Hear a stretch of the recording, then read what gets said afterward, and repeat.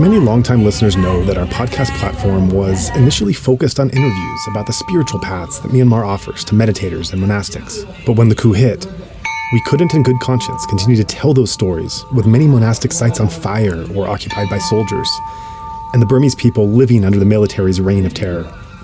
So we expanded our mission to cover a wider range of post-coup Myanmar stories.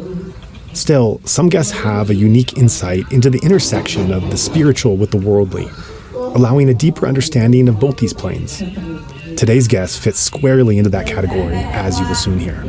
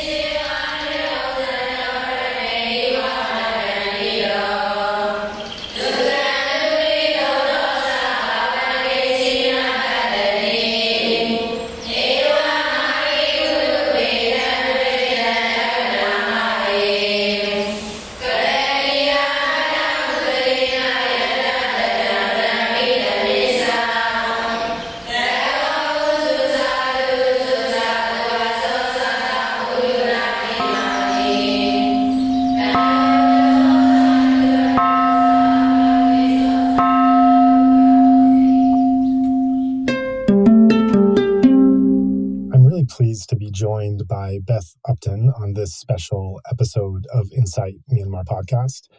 Beth was a Buddhist nun in Myanmar for many years under Pa Auk Sayadaw and has disrobed and now is teaching meditation around the world.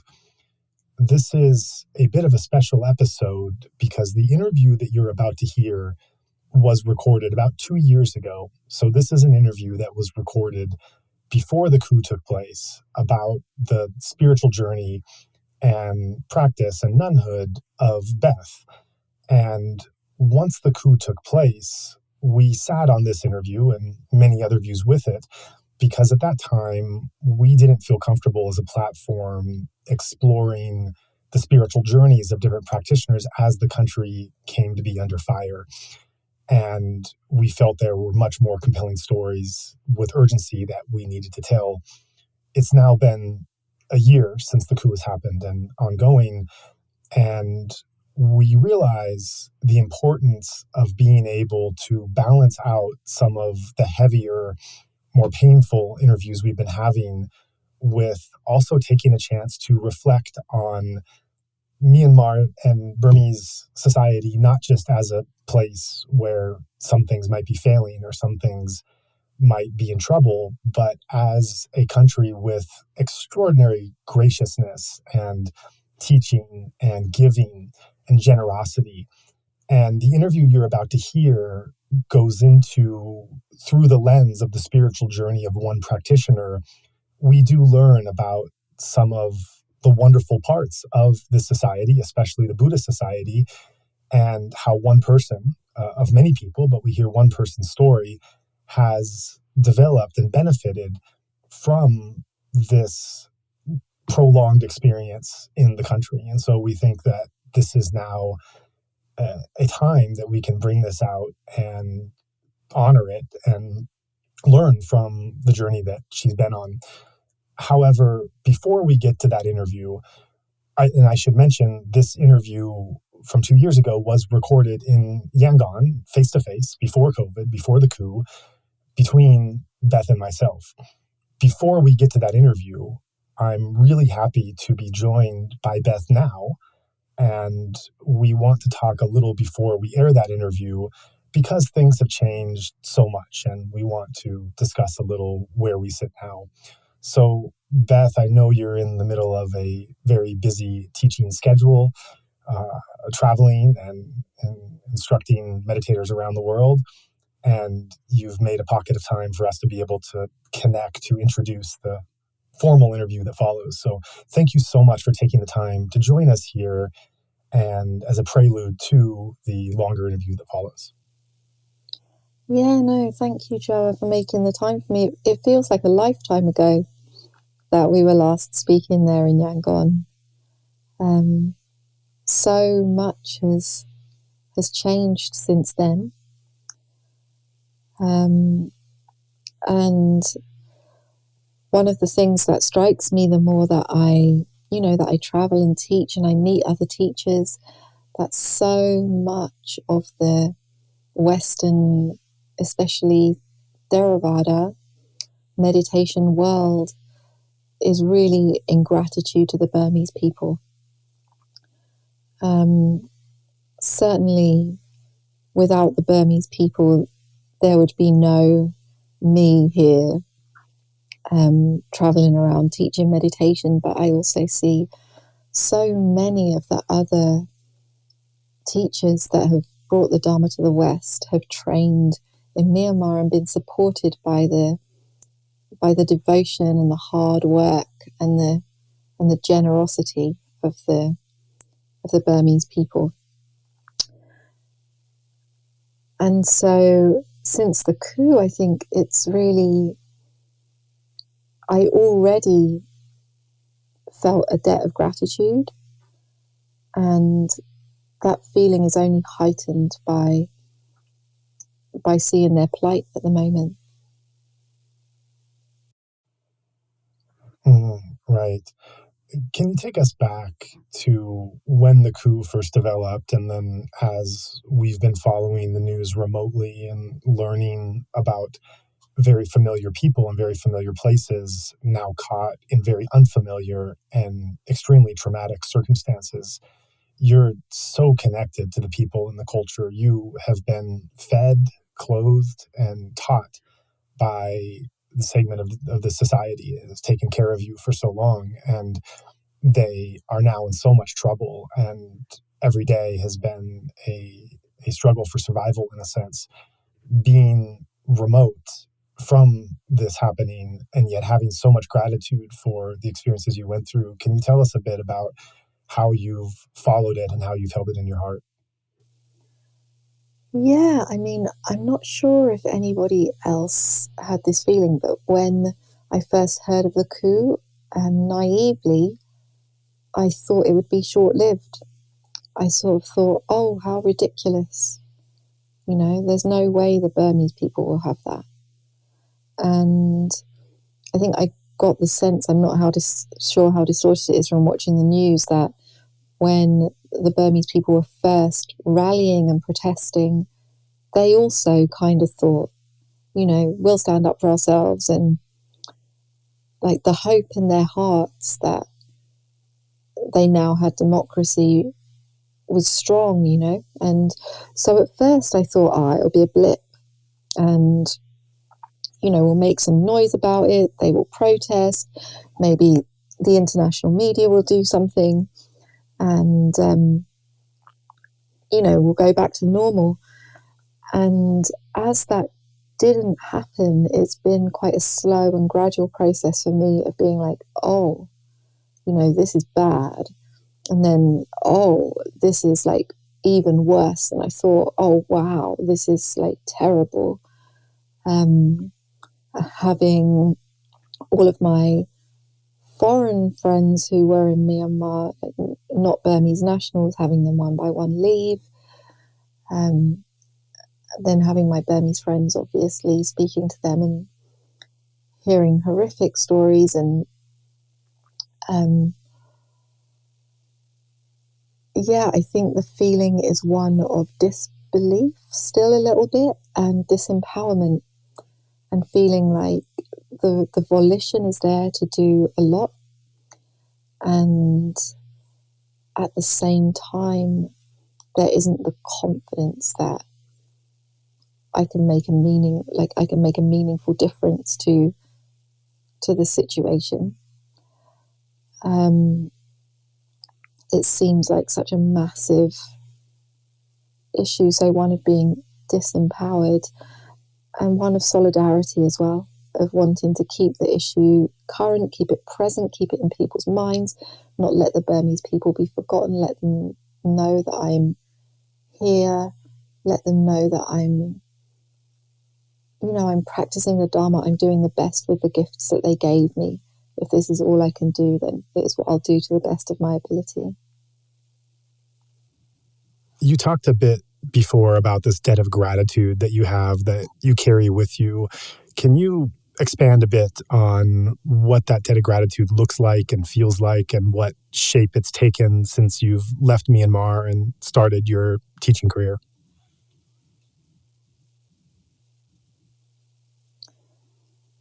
Yeah, the feeling is like, I wish I could do more with the wealth that they've given me. I was given so much. I mean, for one, I was given a home, and I was, fed and clothed and all of those practical things off the backs of the Burmese people who would go and work for money. But more than that, I was loved and I was accepted in a way that I hadn't known before. And I mean, even greater than that, I was taught the Dharma, which has really been by far the greatest gift of my life, an incomparable gift that I was given there, priceless. And so it feels like, the only way to honor that is to keep on passing on that gift. It's just to create as much beauty in the world as I can with that gift that I was given. And so really that memory of the Burmese people, that memory of my time in Burma, the wealth of love and support that I was given, is my motivator for doing the best I can with the Dharma that I have and passing it on to the best of my ability, keeping that light alive in the world. And then also letting people know that I can only do this because of them. If you're grateful to me, be grateful to them. If you're grateful to them, support them. That's really beautiful.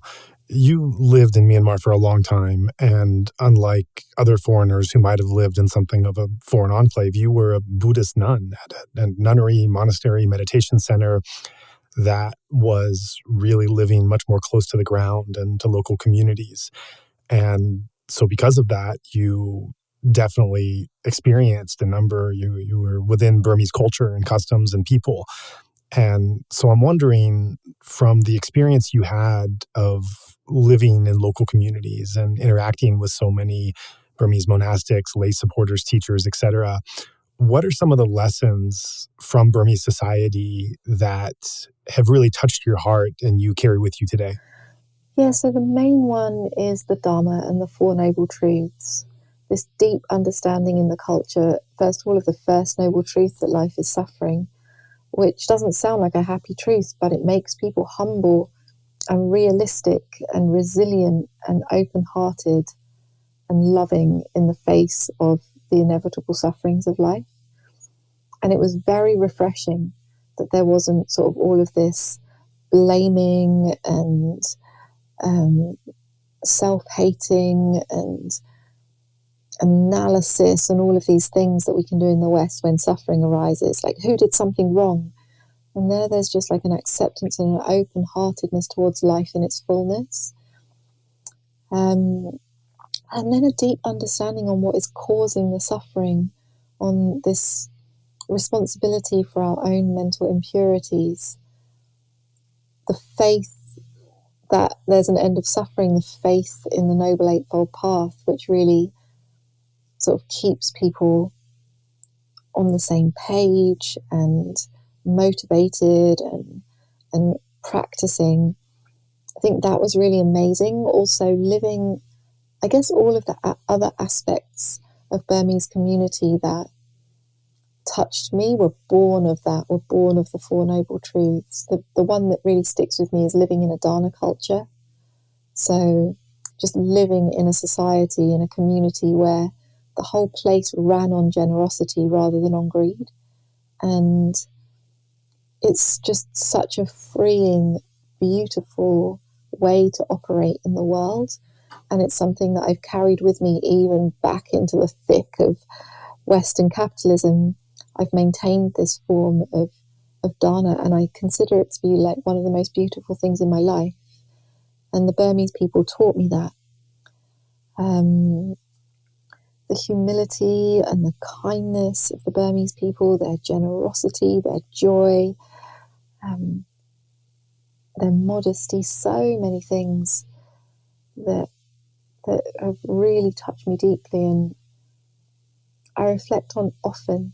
And again, it makes me feel in some ways like I can't do enough, but it also motivates me to be the best I can be. That's really beautiful. Thank you for that. I think it's interesting looking at the current crisis from the perspective of the practitioner community. And there have been many who have been extremely engaged, supportive, giving, involved in so many ways. And yet there's also a dynamic where among some practitioners, maybe more Western practitioners, that the practice is an internal thing divorced from the messiness of reality, taking a time out from the ongoing problems that you find in any society anywhere, that you're not trying to fix or resolve things outside, but you're really just focused on your own internal practice and well-being and balance and liberation from suffering. And so that mindset can lead some towards what's been known as spiritual bypassing, where one is using their own spiritual practice to bypass and avoid the messiness of the world and the problems of society. What would you say as a teacher, as someone who's now instructed so many meditators through so many things, what would you say is the role or a guidance you might be able to give to a meditator for how they can balance their own internal practice with a perhaps outward concern or social engagement towards greater understanding of what's happening around them? Yeah, it's a really good question, and I also think it is a very personal question. Each of us are at our own stages on our Dharma path, and I think we really need to be careful not to be judging each other, throwing shoulds around.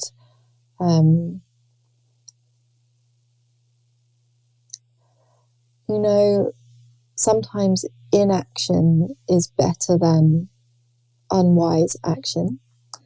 And if we're at a stage in our practice, maybe where we are full of a lot of anger or a lot of judgment or other such forces, acting from that place might not make things better. But then there is also a time when our meditation is a little bit more stable, our minds are more clear and calm, we've established a little bit more wisdom. And there can be a tendency amongst meditators to get a bit narrow in the practice, perhaps, and to be sort of delighting in that peace of mind and not extending themselves to engage in things that might feel messy or beyond their ability. It's very understandable, I think, that tendency in meditators. And so rather than sort of offering judgment of that, instead, I'd offer encouragement to just stretch the heart a little, just broaden the perception a little. When we build resilience in our practice to hold and embrace situations that are complex, are triggering, when we apply our wisdom, our love, even there, we make ourselves spiritually stronger. So for some people, it might feel maybe like a weight that is too heavy for them to lift. And in that case, okay, we also end suffering one person at a time. But for some people, they might feel like, maybe this is a weight that I can lift. It might be a stretch, but maybe I can engage with this with wisdom. Maybe I do have something helpful to contribute. In that case, please engage. And I also think what people that I've spoken to would really appreciate, what I have also felt, is like, someone tell me the things I can do. Because ending a military coup isn't what your average yogi feels empowered to do. It's the weight that's too heavy to lift. And so I think we need to work together to promote steps that people feel empowered to take. And I think when that's made available to people, then it feels much more realistic and appealing for people to engage. And I think you know more about that than I do, Joa. So maybe you want to say a few words about it? Sure. Yeah. So obviously one of the easiest ways to support is financial contribution. And of course, listeners know that we have formed our own nonprofit in the wake of the coup called Better Burma. At the end of this podcast or on our website, you can see the options of how one can give donations really through any medium. And all of these donations go towards humanitarian purposes. We currently have what we're calling a meditator gratitude campaign, where donations earmarked for this cause will go specifically to various monasteries and nunneries in great need and that are suffering. And these monastic institutions have really stepped up to play a role in housing IDPs and refugees, people fleeing their villages being burned, and monasteries are taking care of them. Even monasteries not taking care of these displaced persons are having their own shortages of food and other necessities. Our nonprofit mission goes to groups of all ethnicities, religions, geography, etc. So a general donation will go towards our overall missions, humanitarian missions on the ground. Those donations earmarked for the Meditator's Gratitude campaign will go specifically for the monastic purposes. So of course there's financial contribution, but there's so much more than this. And there's so many ways that if one opens the heart and turns towards the direction of contribution, there are so many things that one can do within the limitations or boundaries of what's available.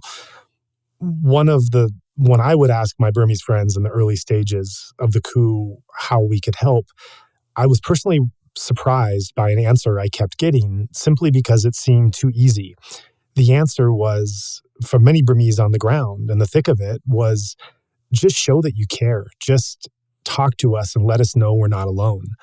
And I couldn't believe that really meant something, because it seems, from our standpoint, it seems so easy to reach out to a friend or make a post or show some kind of sign of support.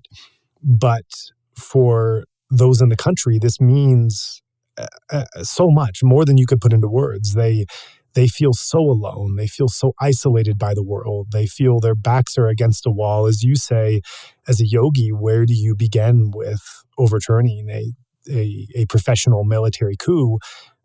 You can imagine what those guys are feeling on the ground that are actually faced with this. And for those that are resisting nonviolently in any number of ways, the mental trauma and fear, people are tell me repeatedly they live under fear every single day. This has been a year. Every single day they are afraid. Every moment they're afraid that this could be their unlucky moment when confronted by a soldier. And so, aside from financial contributions, simply writing a message of support to a Burmese friend, letting them know that you care, that you're a safe person, that you're there to listen, you're there to support them, to talk to them. I have been told by so many people how much that means to them and how that gives them gas for the next day or two to continue what they're doing, knowing they're not alone, just knowing they're not alone, because they feel so isolated right now. And they are, by the way by and large, the international community has responded.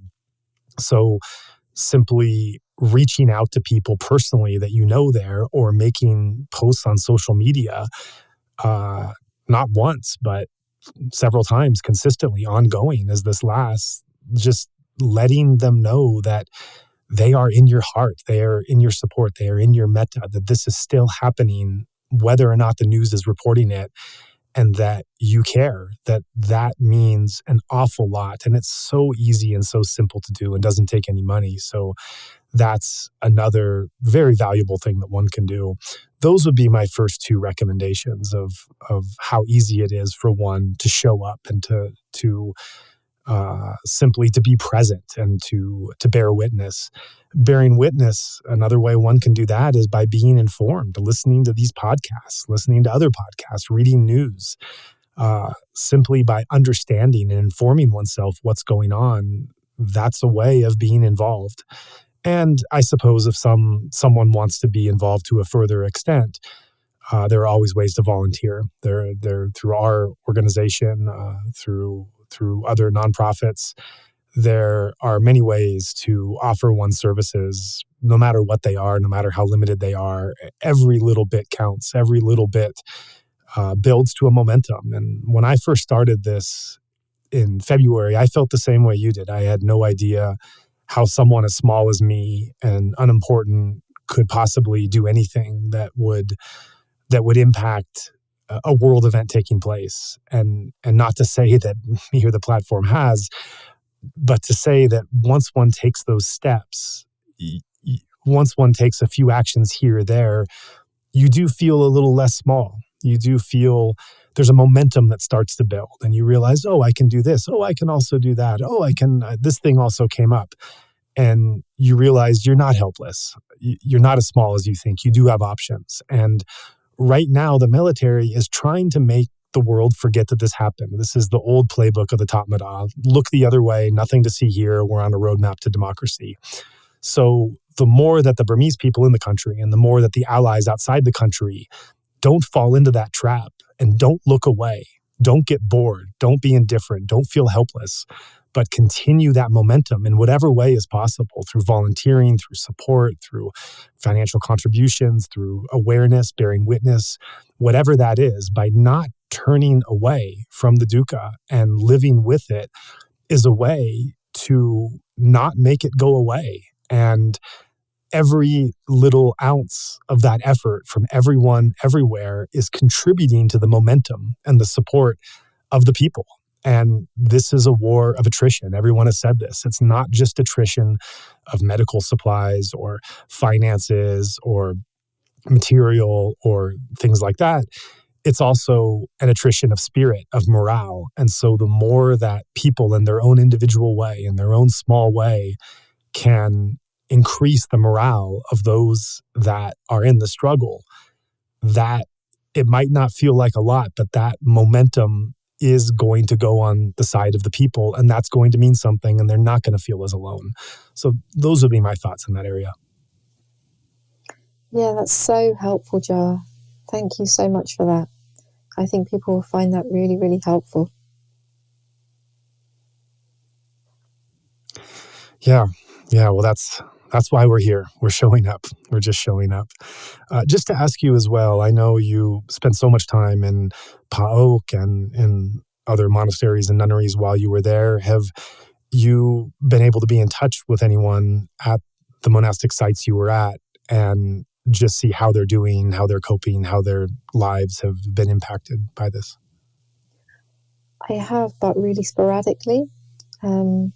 Like, communication channels have been really difficult, and sometimes able to communicate in one way through another way. A lot of the Burmese friends that I've contacted haven't replied through the channels that I usually contact them.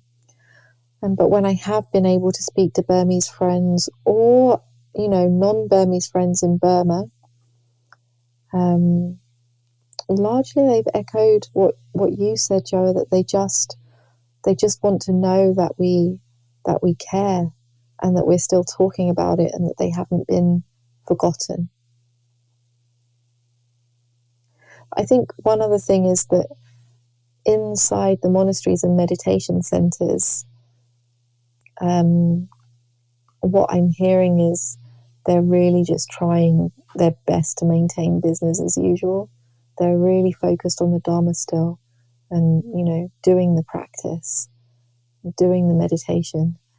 And I personally don't see that as a form of bypass. I see it as a form of wisdom and of continuing to hold something really bright and beautiful in the midst of like chaos and darkness. And I've really got a lot of respect to the teachers there, that they're holding that. That's great.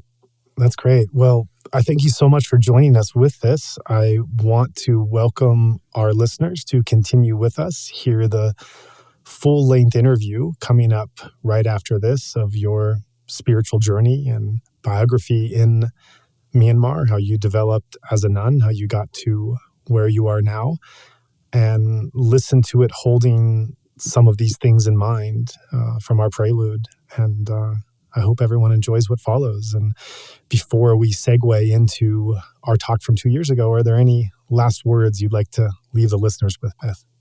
Yeah, I don't think there's anything else. I think you covered it, and I'm especially grateful for the suggestions that you made, Joa, and I hope that people take you up on some of those.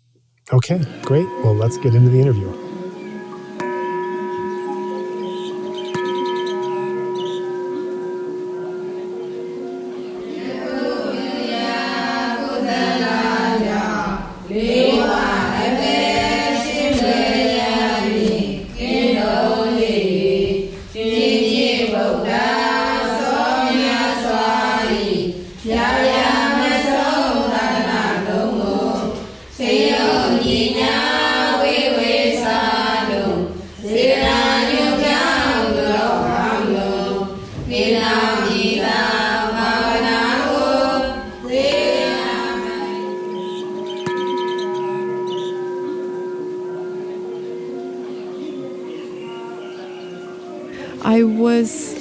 I arrived in 2008 and ordained that year as well.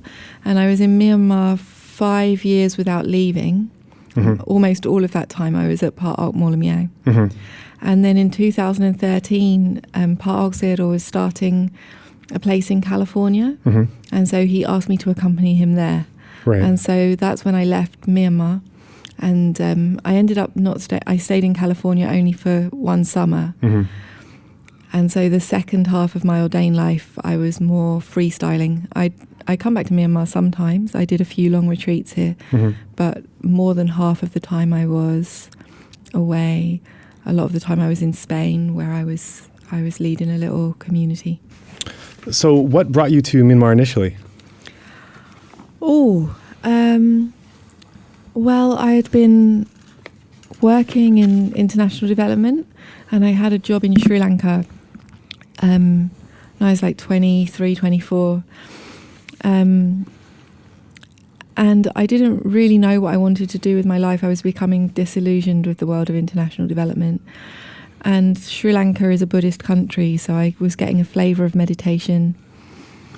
And it grabbed my interest as something I wanted to do more of. Mm-hmm. So after that, just by word of mouth, really, I started looking for places where I could stay and meditate long term. Mm-hmm. And started off in Thailand, but nowhere really seemed suitable. Somebody mentioned to me Pa Auk, and then by the time I got down there, I was so done with moving around.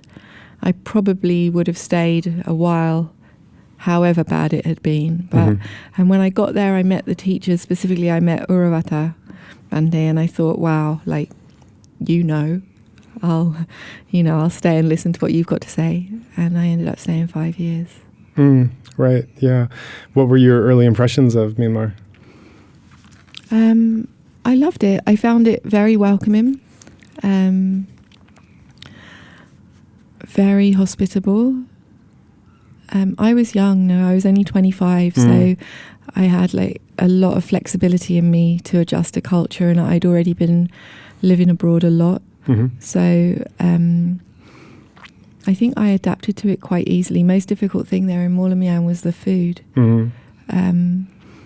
But I mean, it's a really small thing to complain about in comparison to everything else. And I was so overjoyed with the Dharma. More than winning the lottery. I couldn't believe I land on these conditions where like all of these questions I'd held in my heart were being answered. And I had all day, every day to practice meditation, and they were even going to feed me and love me. It was like incredible at that time. So that's my main memories. And I didn't leave the monastery much, so my understanding of Burmese, like broader Burmese culture, built really slowly over time. Oh, right. Yeah. I was just really, for a couple of years now, like focusing on my breath. Right. Going back to your early beginnings, so you're from England, and what about the like family you grew up in and the religious background and early spirituality? No religious background, unless you count being in the Girl Guides. But I only realised much later that was like a religious... Being in the what? Girl Guides, you know, at the Boy Scouts. Okay. Only like much later I realised, oh, right, that's what they're doing. Yeah. So, no religious upbringing.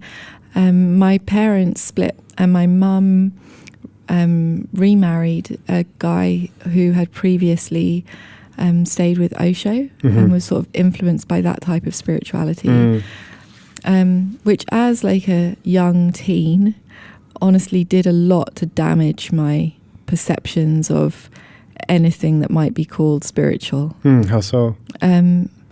Because it wasn't presented to me in a credible way. So given that, I mean, small miracle that I ended up becoming a nun, really. But the fortunate side was that I had a mum who had an open mind and an interest in spiritual kind of things. Like, such as? Well, maybe meditation, although she wouldn't have probably thought that it would be taken to the lengths that I took it to, but like at that time, like the 90s Enya music and and crystal healing and incense sticks. It's mind-opening stuff, right? Your books about healing your inner child, you know, that kind of thing. Right. Yeah. So, and as you grew from childhood, adolescence, early adulthood, did you start having some kind of interest in spirituality or something missing or something greater? So initially, no, because I was in reaction against that had been presented to me by my mum's husband. A lack of credibility at that time in him personally. And so my A-levels were in maths, physics, economics, and my degree was in economics. Right. And I was like on a rationality train. Wow. But then through the force of suffering, so like towards the end of my time at university, I was unhappy. I had had my heart broken. I was overworked. I realised I didn't want to be an economist. So at that time, like a hunger for something else started to come up. But I didn't pursue it seriously. It was just reading books here and there and a bit of, like you said, did you use the word longing? I might have. Maybe, right. Something like that. A bit of a, like, there's got to be something more than becoming a banker. Right. And so when I finished my studies, I worked for a few months in London, and then I left. And I left with no plan, just to go and have a look, like, what is this? Something else? Is it there? And where did you go to find that? Spain, actually, bizarrely. Spain's rescued me a few times. I just rocked on up in Spain with a few words of Spanish and went with the flow. Is that too much of a cliche? Mm-mm. Yeah, I was going with the flow. And actually, it was in those few months in Spain where I first stayed just volunteering in a little Mahayana Buddhist center, first really heard the Four Noble Truths presented in a way that touched my heart. The Lama there was speaking about compassion. I had a sense of, wow, like, thank you, this is really true. Mm-hmm. But I remember at that time, they told me if I wanted to be Buddhist, I had to keep the 5 precepts. Mm-hmm. And the last one is no intoxicants of the 5. And I was like, oh, really? Maybe not yet. That was the hard one? Yeah, maybe not yet. Yeah. And so it took me another few years, another 2 or 3 years to really disenchant and get life out of my system enough that I could settle and just practice for a stretch. Yeah, well, you were pretty young then, early 20s, right? Right, yeah. And there was like a world to see and a lot of exploration to do before I settled. But all considered, I mean, that phase was pretty quick. Within a couple of years, I was done. Mm-hmm. I'm very happy by the time I reached Pa Auk just to stay in one place. And at that time, I had the feeling maybe I'll never leave. So did you, when you came to Myanmar, did you come to Pa Auk directly, or did you explore something in Myanmar first and get led there? No, I went straight down to Pa Auk. I can't remember who it was now had recommended to me Pa Auk, but I just headed straight on down there. Right, yeah. Can you say a little basic background information about who Pa Auk Sayadaw is, what his teaching is for someone that would be totally unfamiliar with it? Yeah, I just did an interview with Pa Auk Sayadaw when I saw him a few weeks ago. Oh, right. And I asked him almost exactly that question. And he told me he teaches the Four Noble Truths, which is a very frustrated answer, isn't it? So give me something less frustrating. So Pa Auk Sayadaw, what to say? Really, really an incredible monk. Incredible. So he has a mind that delights in detail and precision, an incredible intellect, and an incredible depth. And because he delights in all of that detail, it's his natural inclination. So he likes to teach meditation in a way that can see the mind and body, or materiality and mentality, at an extremely subtle level. And that's, to my mind, that's where his passion is. So, and also the cause and effect relationships between the mind and the matter. That's where his passion really is. But in order to do that analysis, the meditators need a very strong, high level of concentration. So that's what he's become more well known for, I think, is teaching concentration, but which is samadhi, the jhanas. But to him, he sees that only as a tool. I asked Sayadaw when I interviewed him, what's the hardest thing about being a Sayadaw? And he looked a little bit frustrated, and he said, sometimes they can't concentrate well. And so for Pa Auk Sayadaw, where he starts to feel enthusiastic towards the students is when they can concentrate and he can get on with teaching them this sort of detailed analysis that he really loves to teach. I'd say the lacking part is on the basic, the ones who struggle to concentrate.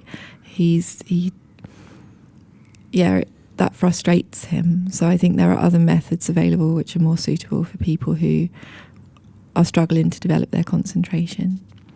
So for a student who isn't able to develop in concentration, is at Pa Auk, do they recognize that and encourage them to try other methods, or is there just more and more focus on trying harder and harder with the importance of a concentration practice? Yeah, I wouldn't say so no, they don't recommend other methods.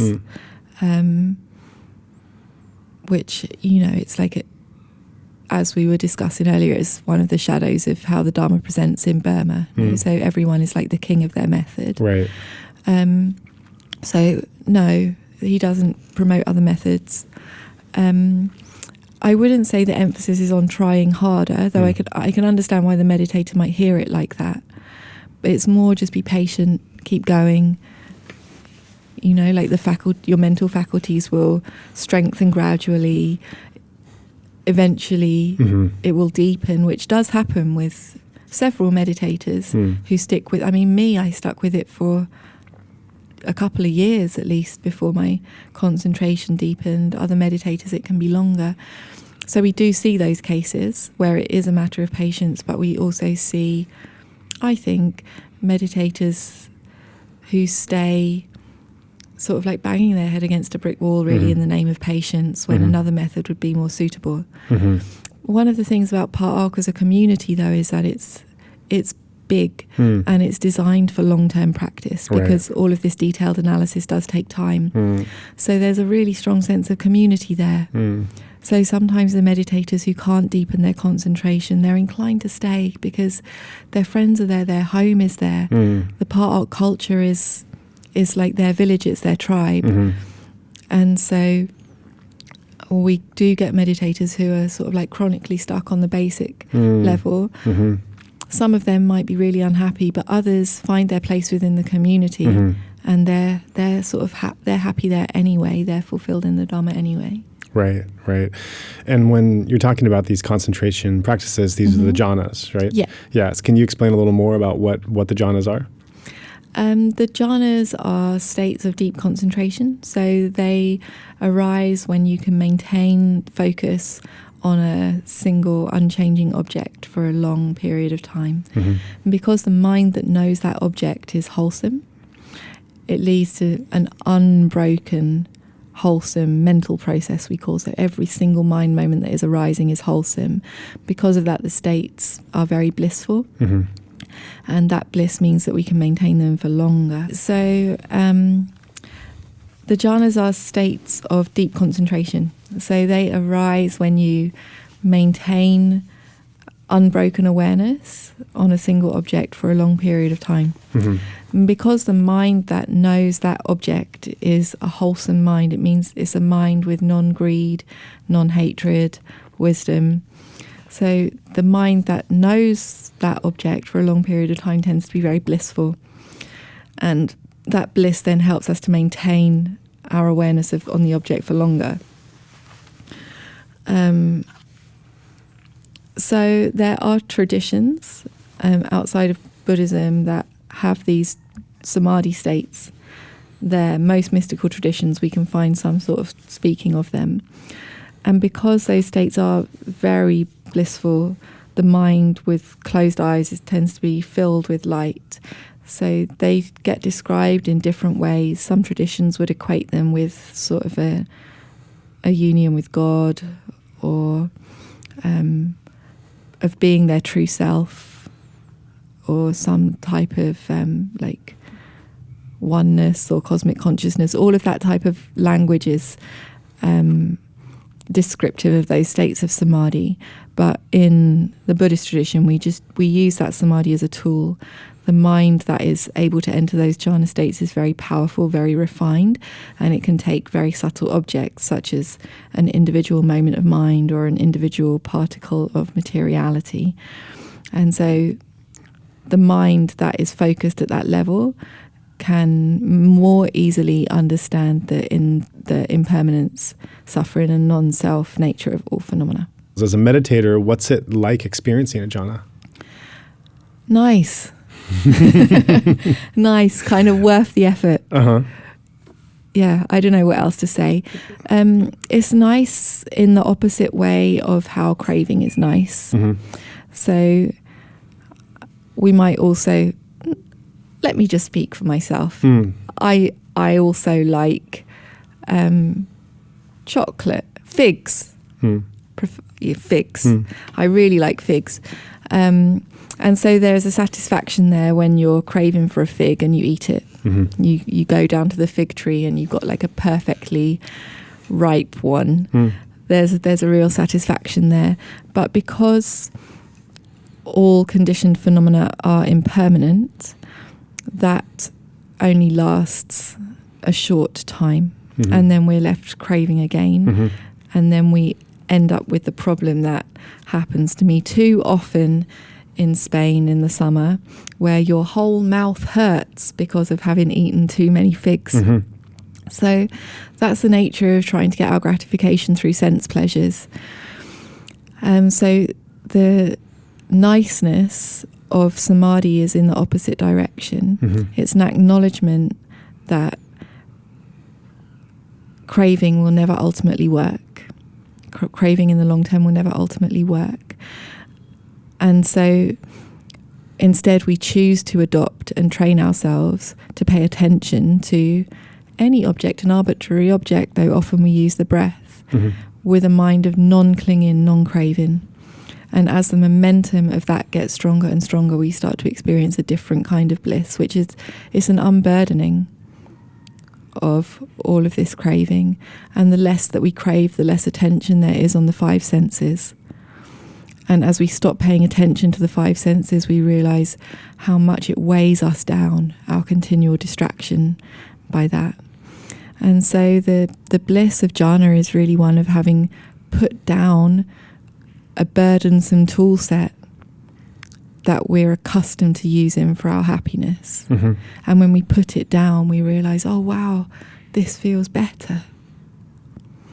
So like giving up an addiction to the five senses, giving up an addiction to the act of craving itself. So yeah, it's worth the effort. It's worth the effort to have that sort of whatever your aspirations are in the Dharma, but to have that as a tool in your toolkit and an understanding of what is suffering, what are the causes of suffering, very powerful to have that experience of samadhi. Right. Is there a danger as you shed the addiction to these five sense doors and you're experiencing something you call very nice? Is there a danger that that addiction can be replaced from one thing to the other, and that there could be an addiction to this supreme bliss and joy of jhāna? So there almost definitely there will be some type of attachment to that jhāna, but it will also be a lighter attachment than the attachment to the five senses. Because of the nature of jhāna, you've trained your mind in unattaching, is that a word? Detachment, right. You're training your mind in detachment. So there's one sutta, please don't ask me which, where I think it's Ananda asks the Buddha about attachment to the eighth jhāna. And is that even still a defilement? Because the eighth jhāna is such a detached state. So is attachment to the eighth jhāna even a defilement? And the Buddha says, yes, of course it is. Any attachment is a defilement, but that's the best kind of attachment that you can have. Because what you're attached to is something so fine. So one step at a time, if you've moved from attachment to chocolate or attachment to figs, and now you're attached to the first jhāna, we can call that progress. Right. Yeah. How has the practice of jhanas helped your own development?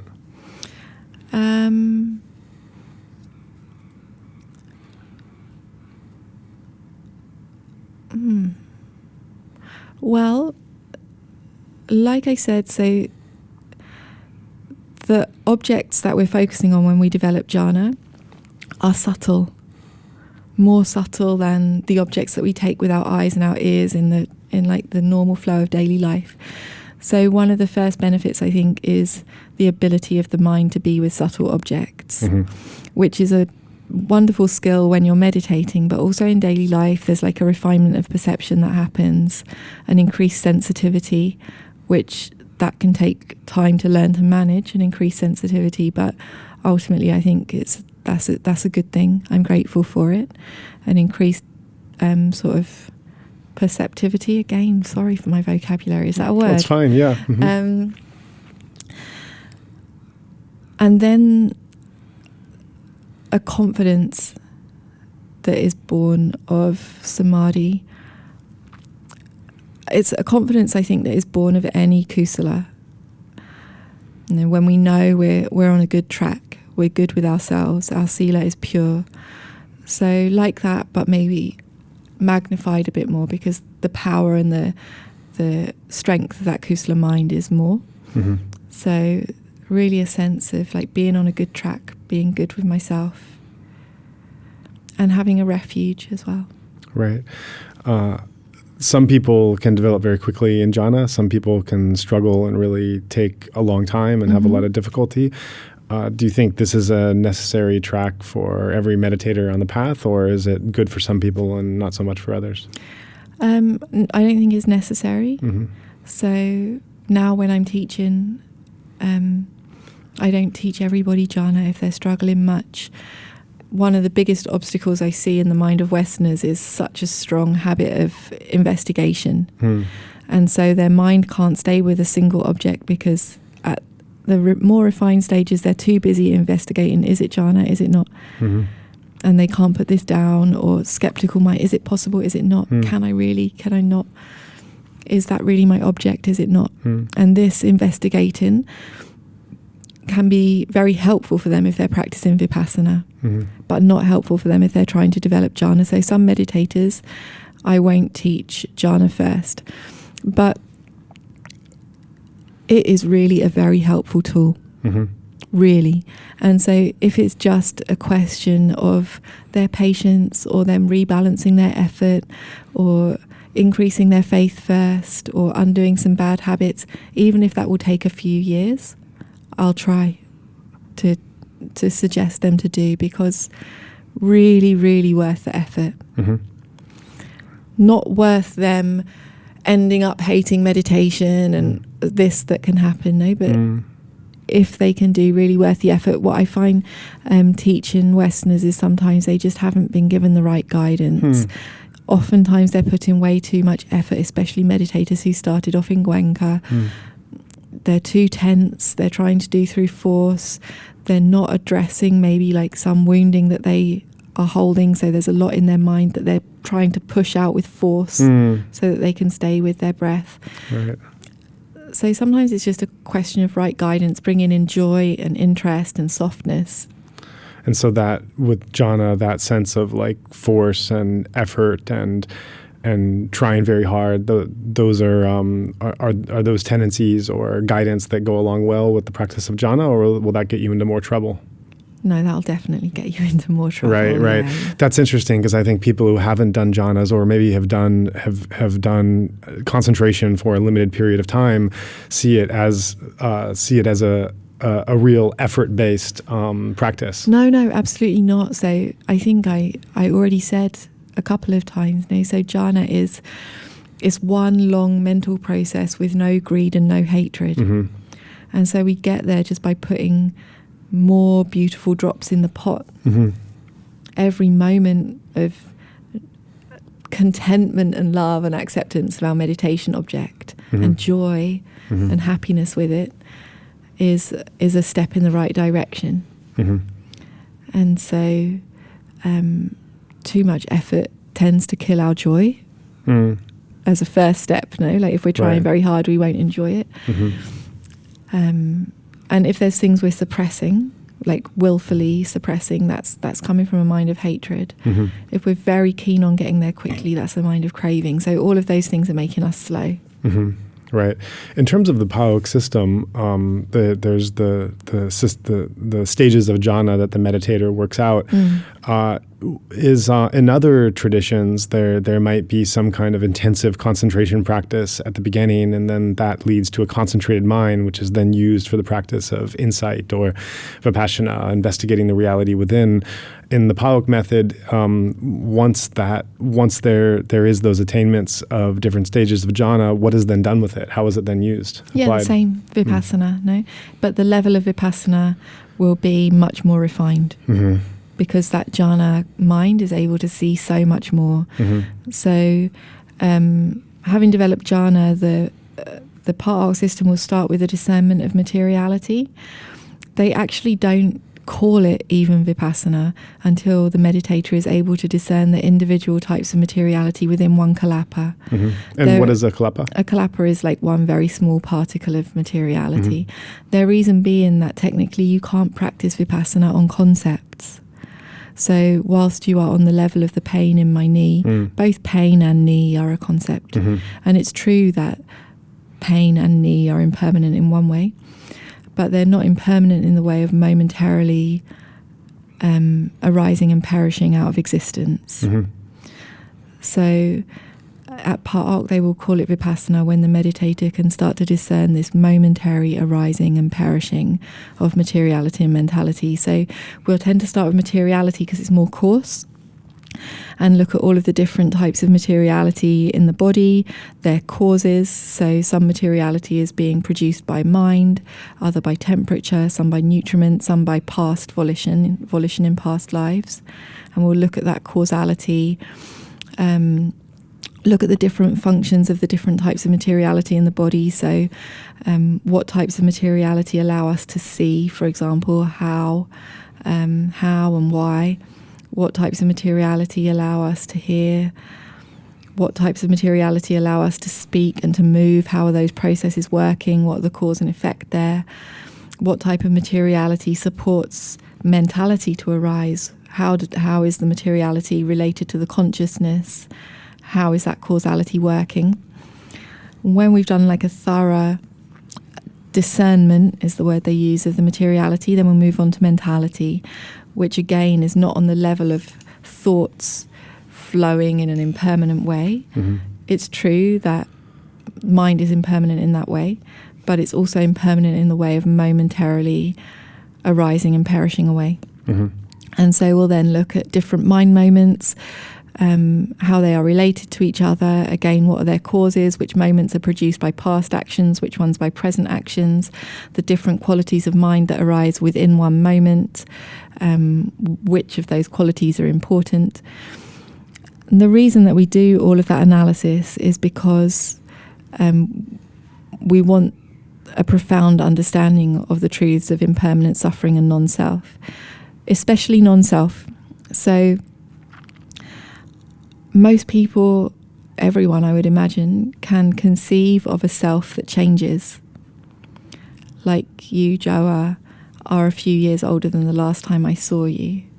Or yesterday I was happy, today I'm sad. A few hours ago I was hungry, then I had some of that nice juice that you gave me and now I'm all right.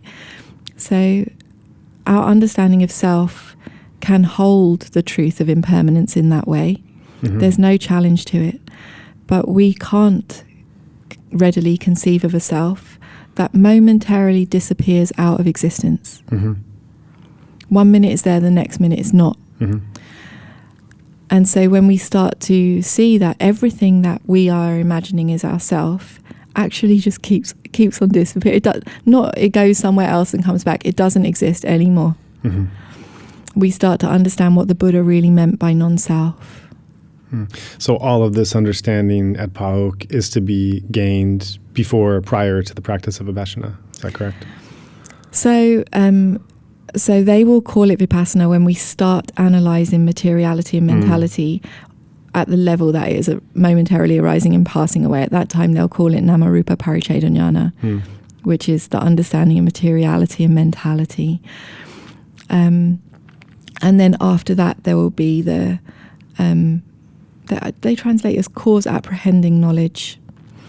And because the causes for that materiality and mentality are so many and they run over many lives, that knowledge will involve us discerning the past lives and volitional actions that we've done in the past, their productive effect in this present life, and to actually see that causality. Again, like the purpose of that isn't like to show off, it's to make the understanding of non-self very deep.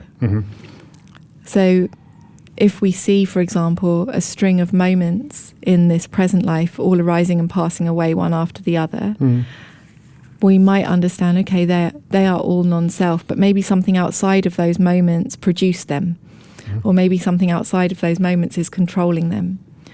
But when we can see, oh no, this moment arose and perished in this life with its own set of causes in the past, and the next moment arose and perished with a completely different set of causes, and the next moment arose and perished with a completely different set of causes yet again, it takes the understanding of non-self to a whole deeper level. When that understanding of non-self is deep, then we disinterest in this materiality and mentality. We don't want to be with it anymore. So is looking into one's past lives part of the practice at Pa Auk? Yeah. Yeah, and can you say a little more about that? I think that's there's maybe a lot of meditators that in their own traditions haven't had such a profound experience, or even know how something like that would be possible, or how it would feel going into that. Yeah, actually, it's not that difficult. The difficult step would be to develop enough concentration. But once there's enough concentration, the first practice that we do is to look at recent past mentality. So the instruction would be something like, you would do something memorable with your mind, like you could make an offering to the Buddha or enter jhāna, and then sit down and do your meditation. And then you look at the mental processes that just arose before you started to meditate. So the mental process that saw your meditation cushion, that had the volition to sit. And then go back a little bit further and see if you can discern the mental processes of making that offering to the Buddha, or the mental process of that jhāna. And then go back a little bit further. What were you doing in the moments before that? Can you see the mental process that heard that sound or saw that? And as you go back further and further, you can start to see the mentality of things that you didn't consciously remember. So you had made no memory of that in the normal way that memory functions, but yet you can still discern that mentality. And then depending on the level of concentration, you can go back further and further. You can start to jump. Okay, that's the mentality that was arising when I was 5 years old. This back into the mother's womb time. Just to ask one question, how does one know that's accurate? How do you know you're not superimposing something onto it, or fabricating something new that you're telling yourself was a memory from them? How do you know that it's accurate or authentic? So we start by doing the one that we know is true. So with the recent past one that we know is true. Right. You know? And then what you can imagine is an image. What you can superimpose or project is an image, like in the normal way of memory. What you can't imagine is mind moments. It's not an image. It's not a concept. You could discern it wrong. It could be a moment of anger and you mistake it as a moment of sadness. You could discern it wrong, but you couldn't imagine it. Right. It's not an image. It's not coming from your perception. It's a mind moment. But you can't, in the present moment, you can't fabricate or assign a certain kind of feeling to when you felt at a certain time. If you did that, you would also be able to observe your present mind moment. So doing that fabrication. So what you could do is you could create something in the present, like anger, for example, and then you could sort of move it in your perception back as if it were the past.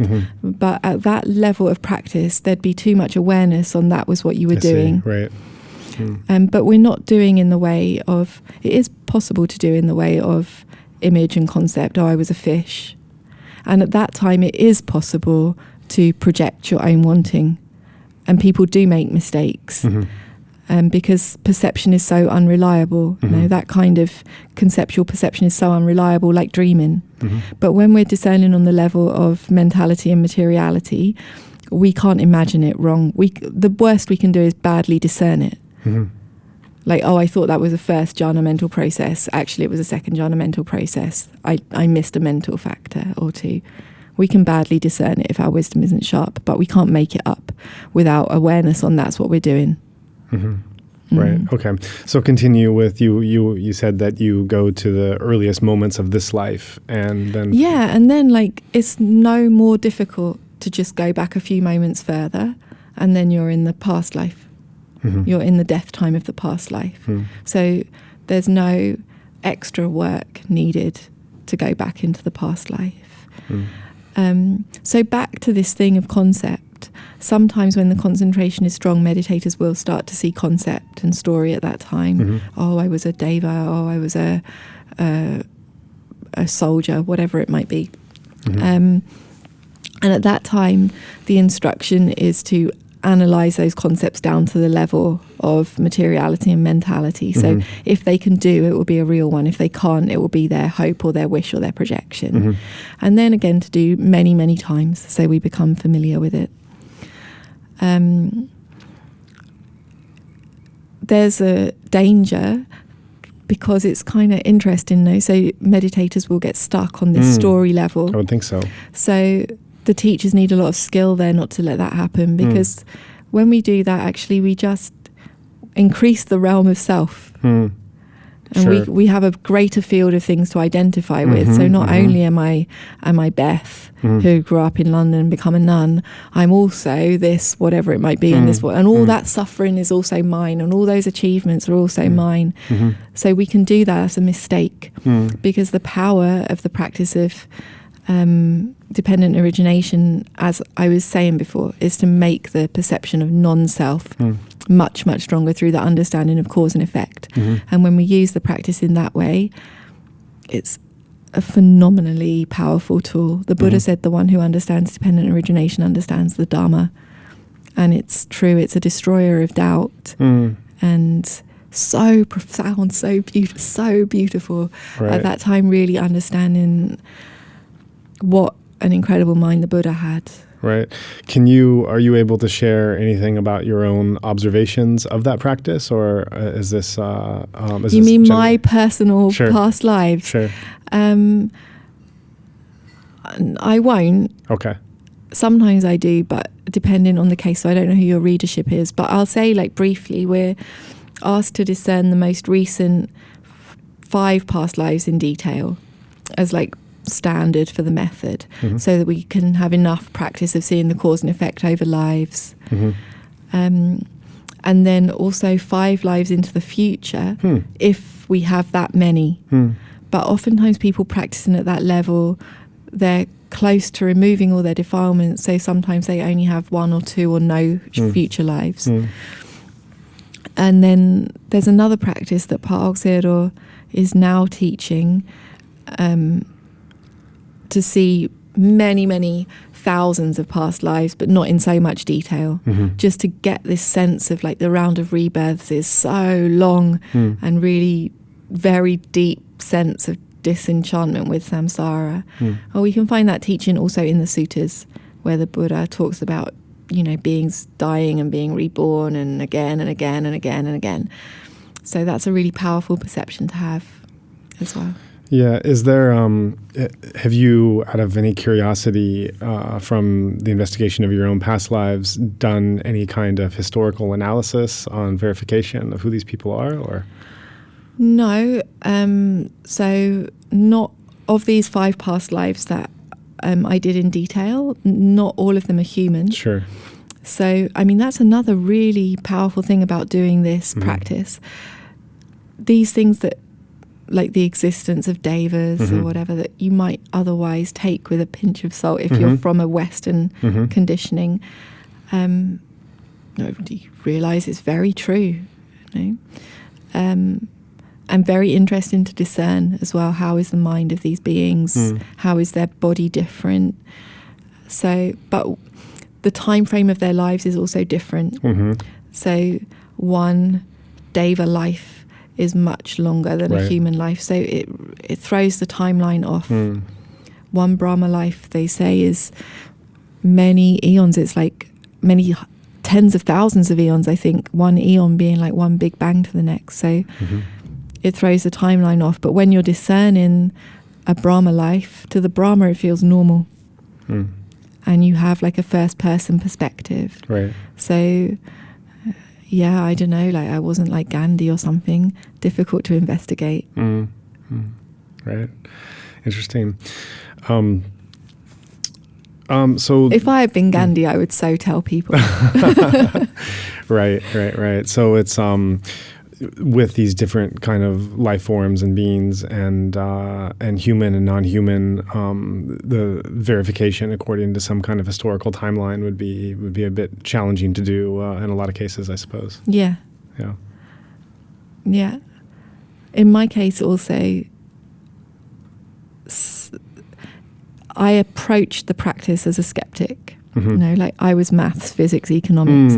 I approached the whole of Pa Auk as like, if there's a mistake in this method, which there are, they're minor. That it's not enough to throw out the method by any means. They're minor things. If there are mistakes in this method, I'm going to be the one who finds it. I'm going to go through this thing with a fine-tooth comb. These claims are bold, and the end of suffering is on the line. So I'm going to check. And I did, and because I approached that practice with like Devas, yeah, we'll see, Brahmas, yeah, all right. It made my faith stronger to have to acknowledge through force of my own direct experience. Wow, okay, these things are real. Yeah, those kind of so-called phantasmical elements, it's a really interesting part of the Buddhist practice for foreigners, because there's been this, in Asian Buddhist countries, there's been something of a long history of Westerners coming and learning about the practice and wanting, both the Westerners wanting to see as well as native Asian Buddhists wanting to show a rational, scientific, logical-based practice which is trying to remove different kind of phantasmical, beyond belief elements of it to give this impression of like a, something that would really accord with the Western world and look like a mature religion, on par with other religions.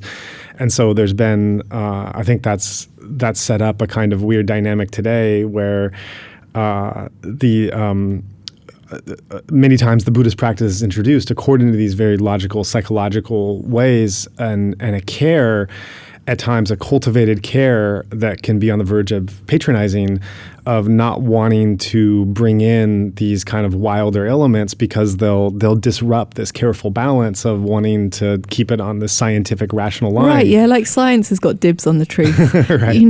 Wow, the arrogance of Western, that's going to come crashing down soon, like probably within our lifetimes. And they're going to, like swallow a bit of humble pie. Well, there's been this weird dynamic where some of it's kind of like this two-sided message where the entryway is into a rational, logical, scientifically minded practice that's just going to, psychologically aid you, et cetera, without these more so-called phantasmical elements. Yeah, I mean, if it serves people to like get their foot in the door of the Dharma, then, all right.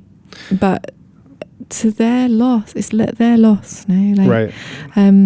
So on the side of the Burmese, they also take a step too far sometimes. Like not everything. Right. That has to be balanced. Like not everything on this. What's the word you're using? Phantasmical. Great word. Not everything on this phantasmical side is strictly based in truth. Right. A lot of it is cultural overlay.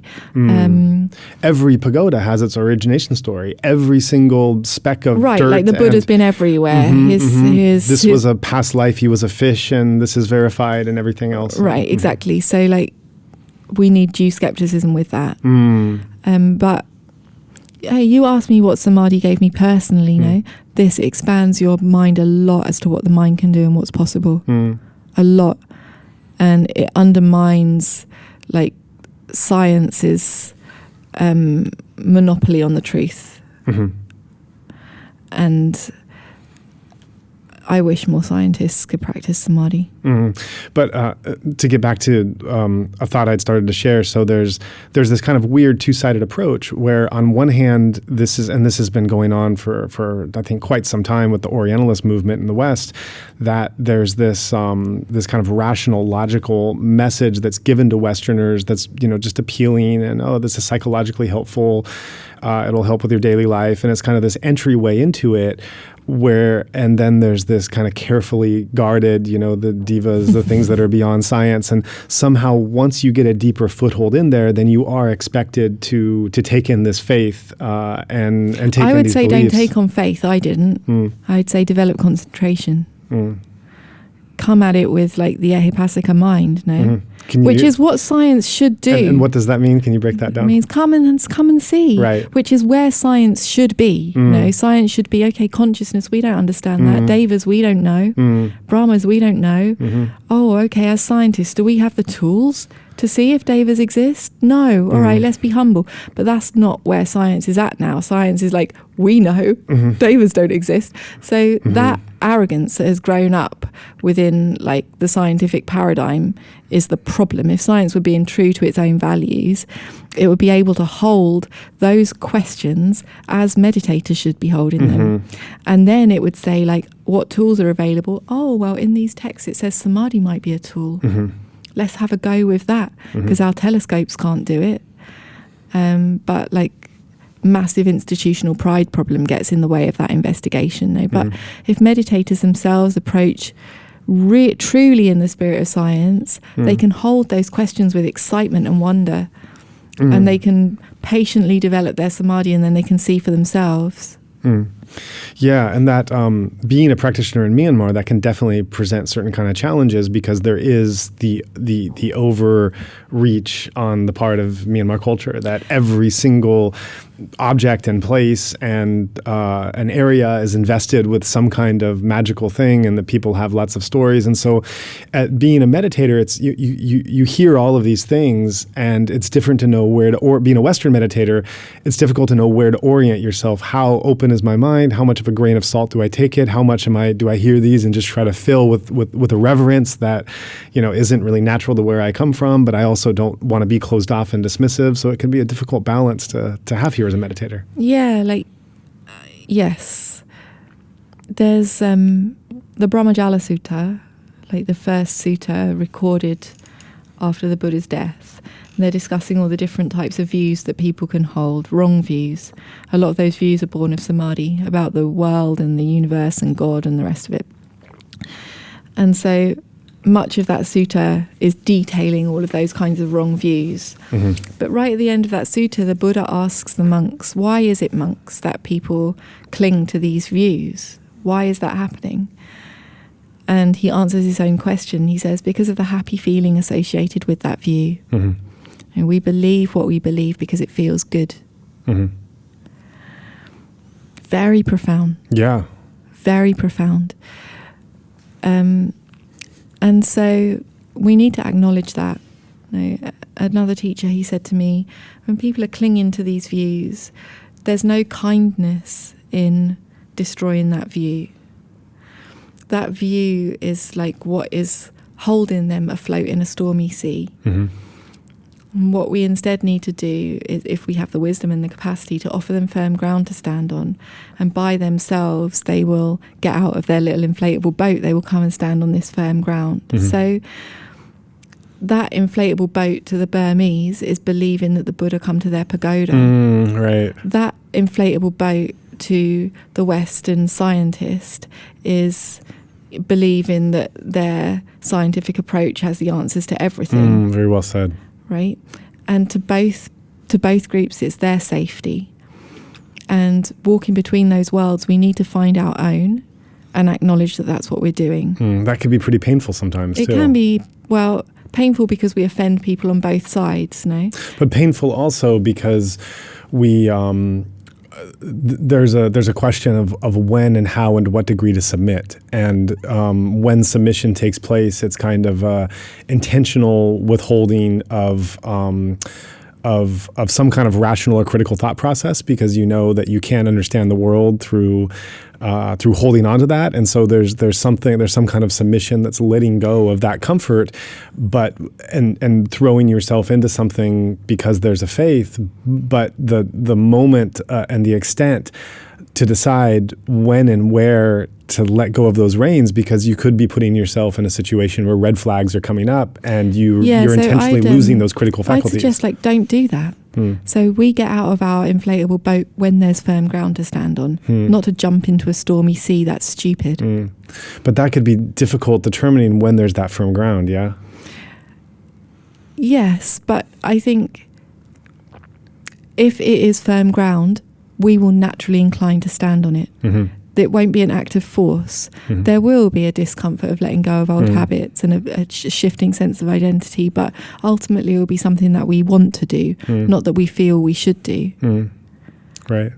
I'm thinking of this. We have a mutual friend who at one point had left lay life and ordained under a Sayadaw with great faith in that Sayadaw's work and what he would provide. And through his first couple years in monkhood under that Sayadaw, there were repeated red flags that were going on that he was not able to see. And at one point we had a conversation. It was something of an intervention where I put these red flags to him.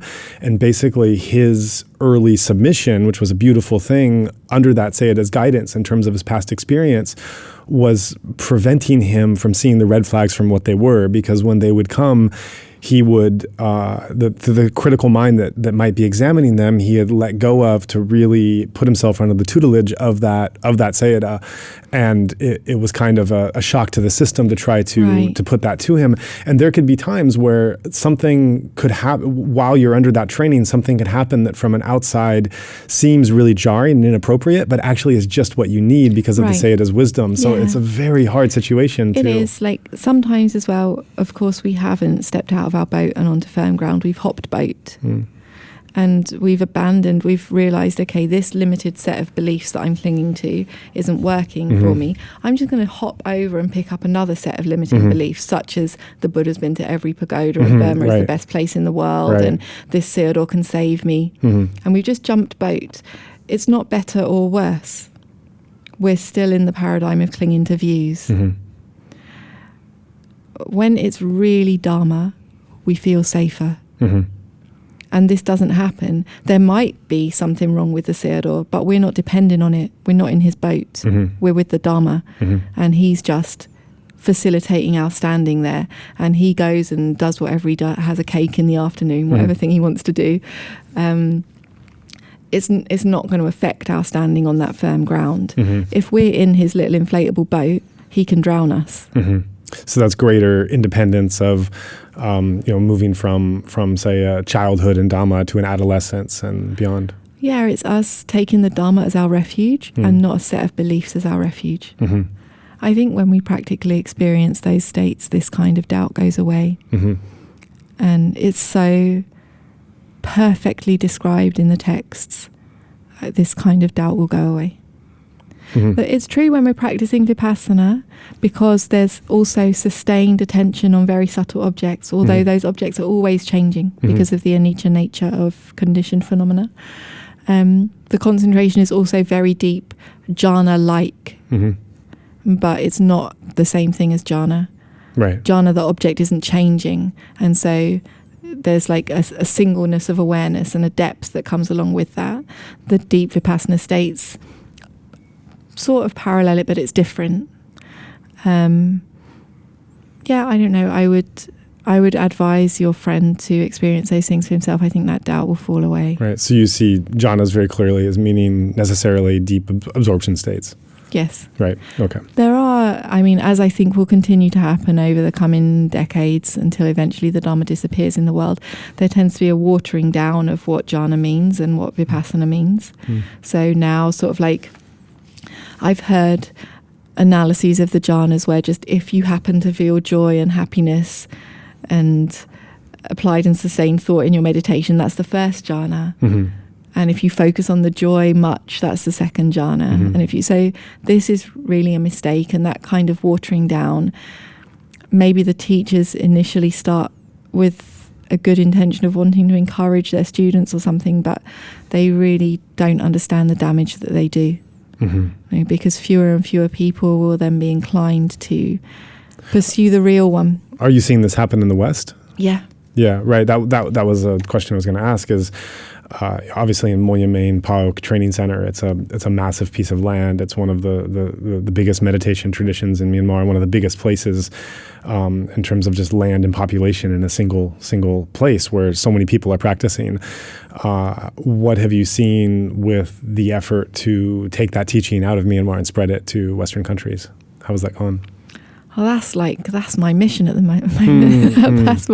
That's what I'm doing. So, so that's what I'm sort of in at the moment now, teaching Westerners, which is what I hope to give the next chunk of my life doing. Mm-hmm. And so the biggest issue really is creating context for that. Mm-hmm. So I don't see any particularly big issue in terms of like the Western mind or anything like that. And it's fine, no, Westerners can practice well. But the Pa Auk method takes time.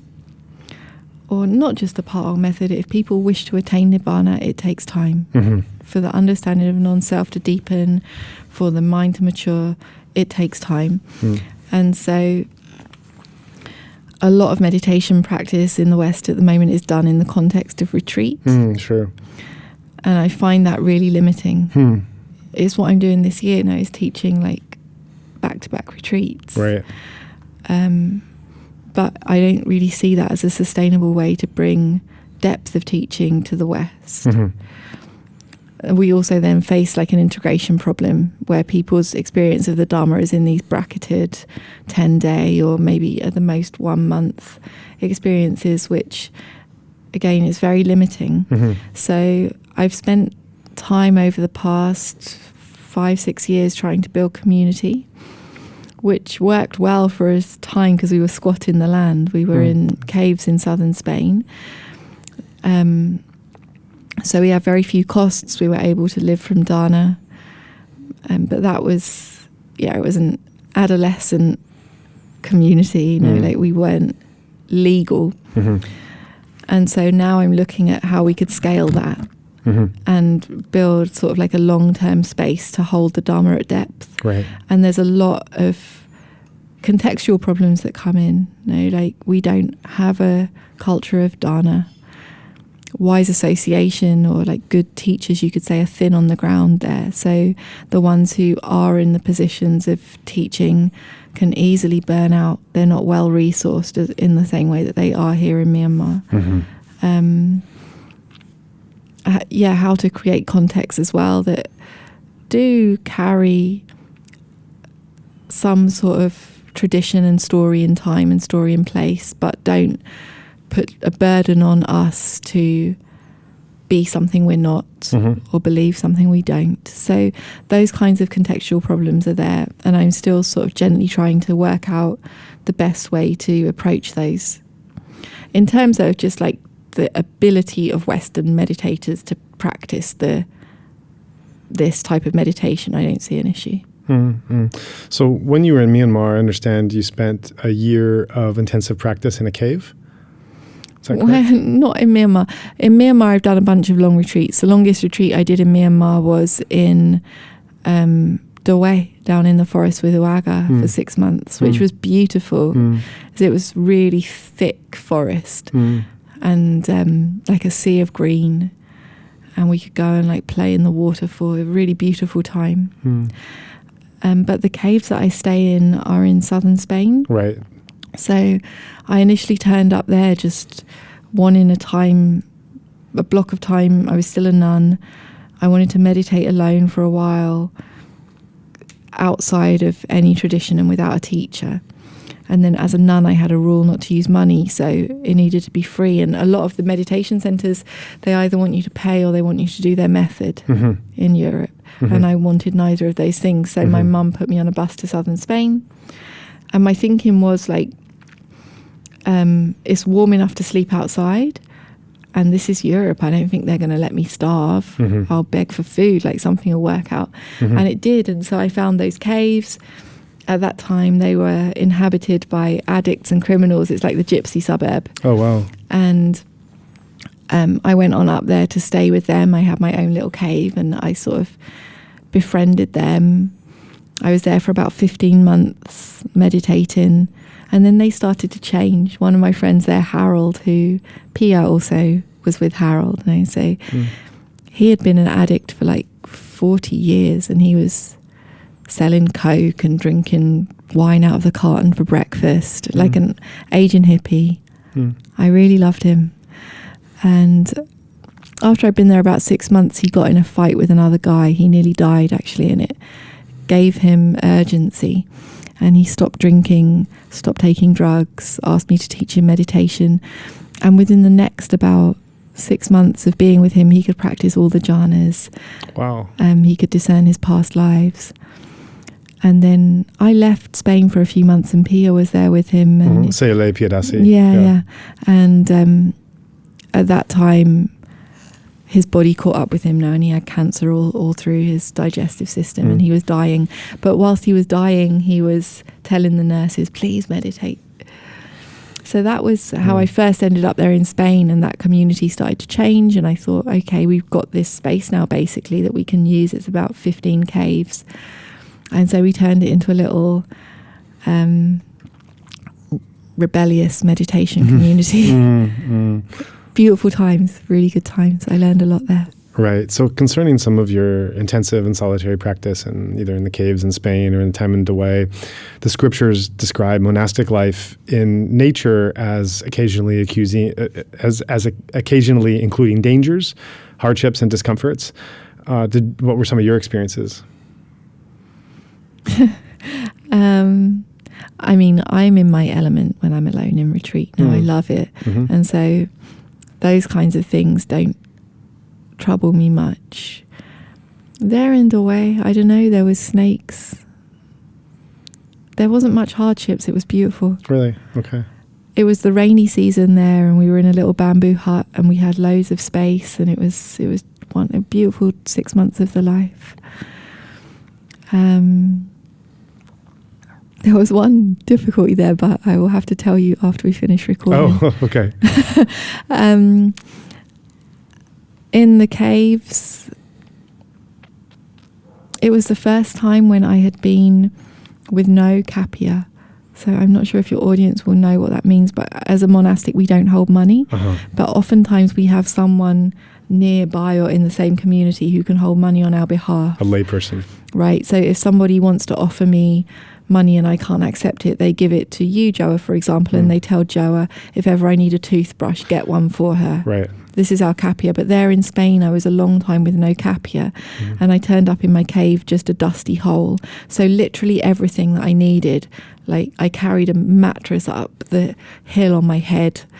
I was begging for my food.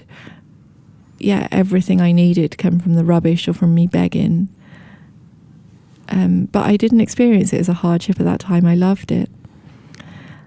And I was living with addicts and criminals. I was on the edge of the gypsy suburb, which is a violent suburb of Almeria. But did you speak Spanish? Un poco. Suficiente. But at that time, I was happy. Beginning of last year, beginning of 2019, I also did a retreat under a tree there in Almeria. El Árbol de la Vida, the tree of life. I love that tree. That was the worst hardship I think I ever experienced in retreat, because we had these really feisty rats and they ate like everything.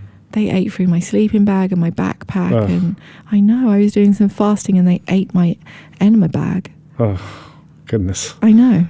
It's, so that was an issue. But mostly I don't experience retreat time as hardship. I experience it as gift. Right. Are there particular insights that arose from that was specifically connected to spending time isolated and in nature?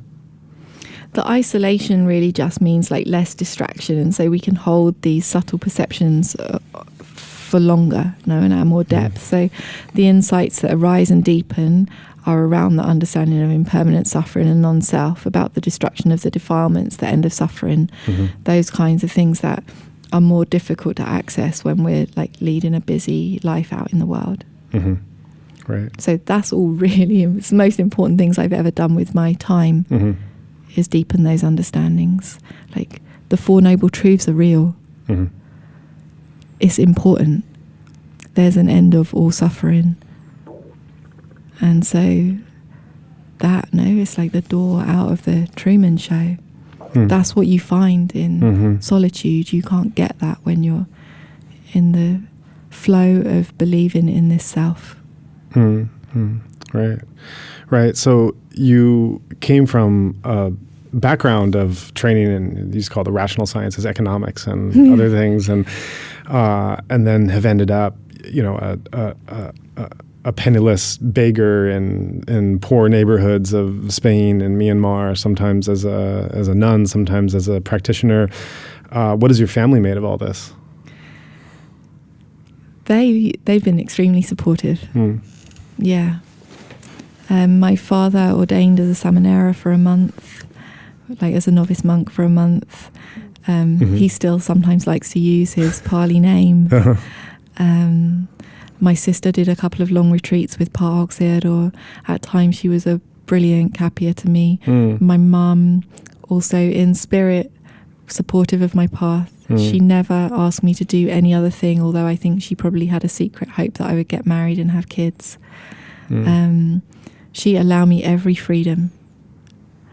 And now I live in Spain often, and I see there how controlling parents are of their children. And I think, wow, every crazy experiment I made with my life, my mum is my primary caregiver, and she never said to me, I don't want you to do that. Even I leave the UK on a bus ticket, and the email she gets from me is, oh yeah, I'm living in a cave with these addicts. Okay, darling, well, good luck with that. And she sent me, I'd mail her sometimes because some things I simply couldn't get, like I need a lighter, or please could you send me a package? And she would send to my cave.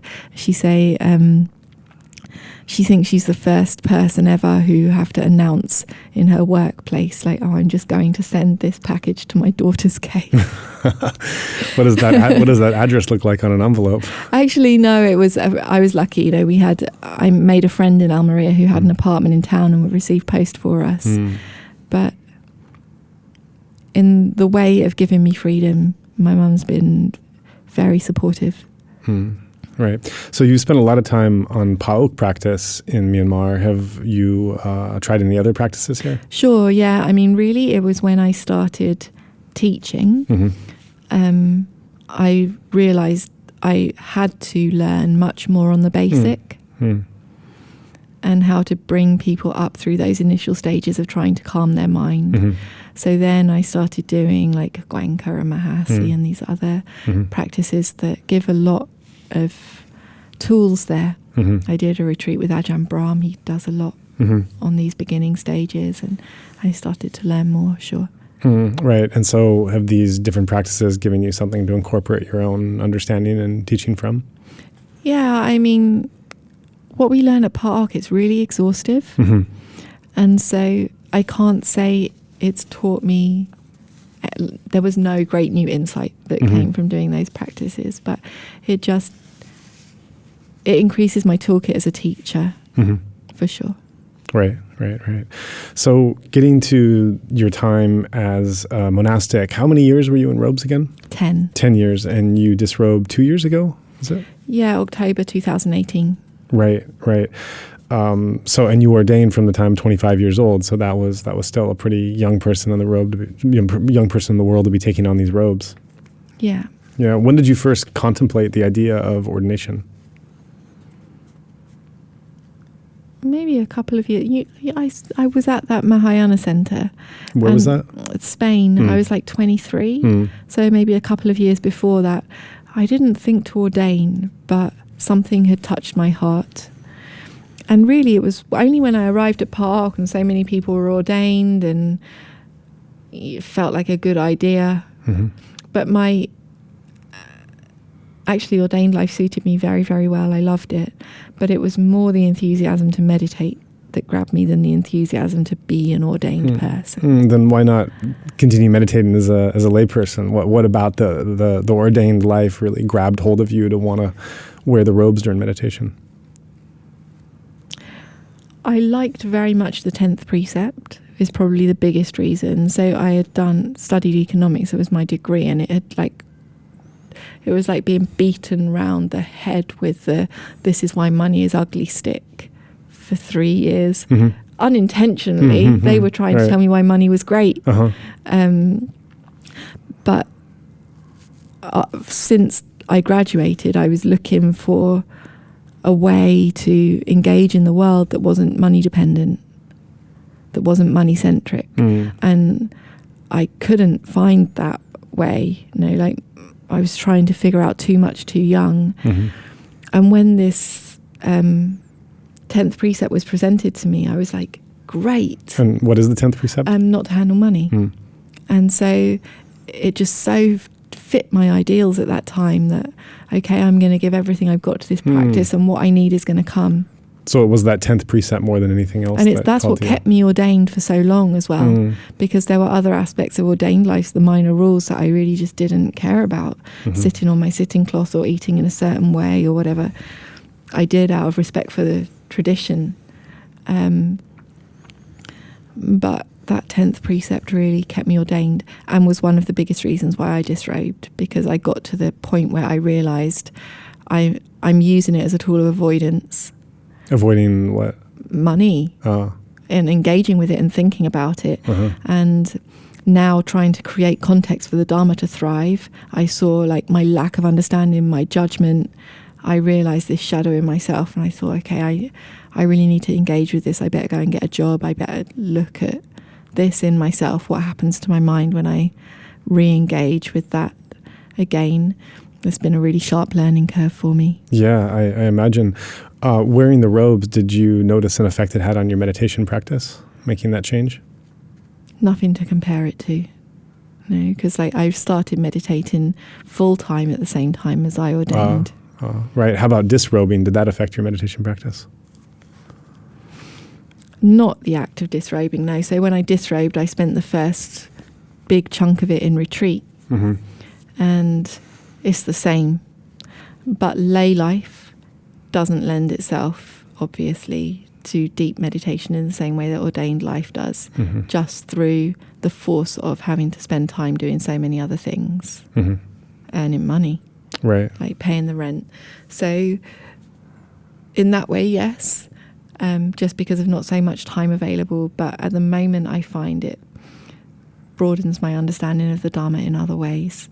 Right. It doesn't lend itself to depth, but I see the Dharma in every corner of existence, and it gives rise to a deepened level of urgency, and et cetera, et cetera. I can build more power in me, like build my other mental qualities more. Have you heard of the documentary, I think it's called Act Normally? No. So it's great. It's a true story about a British guy who ordains when he's 18 years old, and he stays in robes until about 36 or so.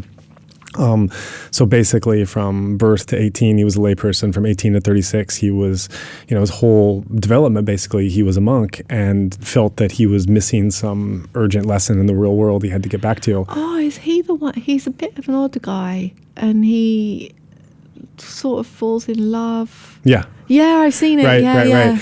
So I'm thinking of that with you, because you also spent, not quite as to the extent that he did, but you spent a formative and very long period of your time in robes.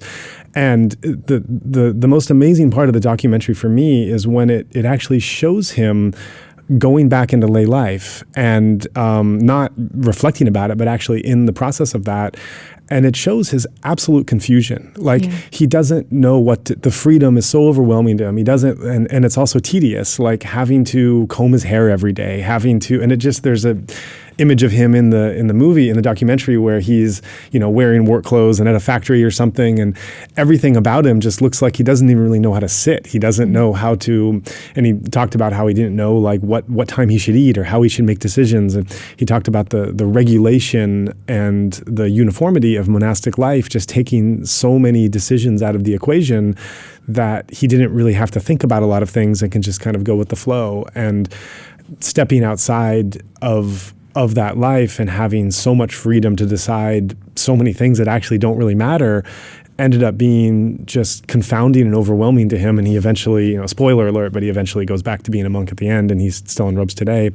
But I wonder if when you disrobed after so long, if you had anything similar to feeling overwhelmed by being out in the world. Yeah, I mean, it wasn't specifically that. I was prepared. I went, after I spent that time in retreat, I went back to London to get a job, and I was prepared for it to be a bit of an onslaught. And actually, it was great. I really loved it, and it was challenge. Like it's challenge getting yourself back into the system, opening a bank account, and all the rest. It's like off the grid for so long, right? And like having to pay attention again to what I was wearing, those kinds of things. But it wasn't too, I couldn't say it was overwhelming. It was like due struggle that I was expecting. The challenge was actually the last couple of years that I was a nun, and not why I disrobed. I had already thought about disrobing before this happened, but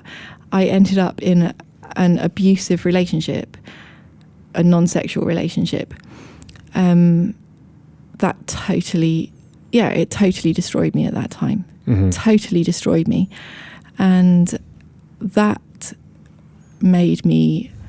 forced me to realize all of the skills that monastic life hadn't taught me. And this rhetoric we have of this practice is all you need for the end of suffering. At that time, I was in the worst suffering of my life, and those tools didn't serve me at all. And the guy who was being abusive to me would even say, like, well, if I'd hurt you, why didn't you just enter jhāna? What did you think of that? I thought, fuck you. Yeah. Go fuck yourself. Yeah. How fucking dare you? Yeah, you entitled prick. Yeah. And these worldly skills I didn't have that are rooted in a healthy perception of self. We spend so long on the non-self track, but the mind that says, no, this is me, you're hurting me, this is my line, this is my boundary, that he had like found the anger button and seemed to be delighting in playing with it. But I had been so safe. The skills that I needed to protect myself against that kind of thing went there. I was over idealistic. I was in this rhetoric of like, if you can just have more metta, maybe he'll start being kind. And I learned so much through that. It was the most painful experience of my life, but I learned so much. And for a time there was like, I threw the baby out with the bathwater now, because to my mind, all these skills that I had just been developing failed me when I needed them. And it took a while for me to rescue that baby. What do you make of that? In what way? That these life skills that you were working on that were very profound, when you found yourself in a situation of mundane suffering, that you weren't able to bring them up. It reminds me of, I think it was Ram Dass who had the famous expression, if you think you're developed spiritually, go spend a weekend with your family. Yeah, I mean, if you think you're developed spiritually, try falling in love with an abusive man. Right. Very, very difficult. Very, very difficult. Yeah, I mean, what I've come to realize is that it's a different tool set that we need when we choose to, and yeah, it is a choice. If you are able to meditate deeply, there's a choice to pick up a degree of self and enter the world. And when we do that, we need a certain set of tools that we're not taught as monastics. We're taught that only in the context of living in a monastery, and it's not framed in that way. But like Pa Auk Sayadaw, he's chosen to pick up a degree of selfhood and operate as a Sayadaw in the world, and he's got his tool set that he needs for that. And so the act of entering a relationship with another person, whatever type of relationship that is, we choose to frame ourselves in a certain way and pick that up. And we need a tool set with it. And I had zero tools for dealing with an abusive person, an abusive manipulator, zero tools. I was trusting by nature. I'd been surrounded for the last 7-8 years with people who were honest and caring and kind and considerate. And I almost couldn't believe that degree of unkindness existed in the world. It wasn't in my sphere. And because of that, it expanded me a lot. What was your original question? Oh, just about the overwhelm. Which original question? How far back? Yeah, you were talking about this documentary with that monk, and if there was anything back to that. Yeah, just I just found it so fascinating seeing this person that had been away from normal society in so long, and just some of the fundamentals he couldn't figure out. Were baffling to him, and also not that level of freedom was actually an impediment to living a productive life, because he'd been so used to not having choice and the advantages of his mind not having to waste this time on all these silly things to have to choose from. And so for me it wasn't the freedom and the choice, though that I do experience that, but it doesn't overwhelm me. But it was this sort of slapped round the face with reality in a different way, like, wow, people are like that too. Okay, I've got to build that into my picture of the world. Right. And this previous me who felt safe and trusting and naive, and believed in people's inherent goodness, believed that if I'm kind to you, you're going to be kind. Oh, no, you're not. I'm going to be kind to you. You're going to exploit it for everything it's worth and use it to kick me down and hurt me. Yeah, it could be a hard step along the path to try to develop some kind of soft, inner, trusting core that also has some kind of outer, harder, protective layer. It's a difficult balance. Yeah, right. And I'm in that now, and still integrating so many lessons that experience with him taught me, which was like the death of an old me who was a bit too idealistic, certainly naive. And he shouted at me more than once, like, what use is your wisdom on the ultimate level when you've got no wisdom on the conceptual level? Which was incredibly unkind, given that he was the one who had hurt me, but also he was right. Yeah. And so now I'm in those hard lessons of, okay, I got to operate as a self in this world. It necessitates a certain degree of suffering. So how do I protect that me? How do I protect that version of me, and who's she going to be? Right. So you were a nun in Myanmar for 10 years. You were a female monastic. The treatment in Myanmar of monks and nuns is somewhat different. What differences did you notice, and how did that affect your time here? At that time, I just felt grateful. And although the roles were very different, in heart and in spirit and in access to the Dhamma, I didn't experience discrimination. So we had every bit as much access to the teachings and the teachers and time for meditation. It was more difficult in that the nuns' quarters were much more noisy than the monks' quarters. And Pa Auk. But I just decided to leave and go and meditate alone in the forest every day. And so, although I could see it on a superficial conceptual level, I didn't experience it in the way of disrespect or discrimination. So it didn't affect so much of your time in robes those 10 years? No. Yeah. Maybe because I ordained young, or I simply wasn't in a political frame of mind at that time. I ignored it, and I was just grateful for the teachings and the Dhamma and the opportunity to practice. That's how I framed it at that time. Now I'm in the flow of creating context for the Dhamma to thrive in the West.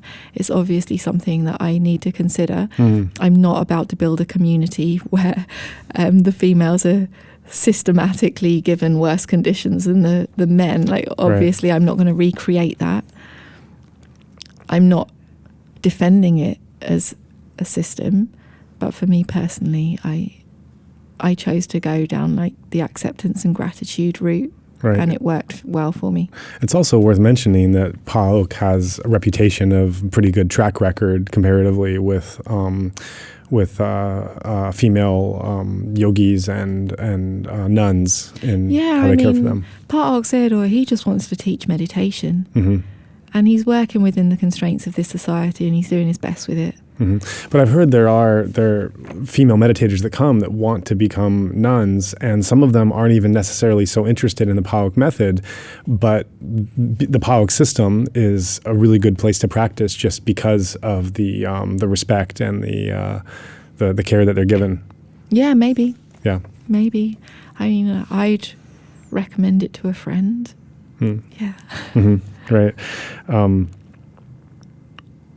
So when you initially disrobed, I think it was at the time it was a temporary decision. You thought you were taking a step back. Is it still temporary? Do you think you'll become a nun again? I disrobed for the deepening of my Dharma practice.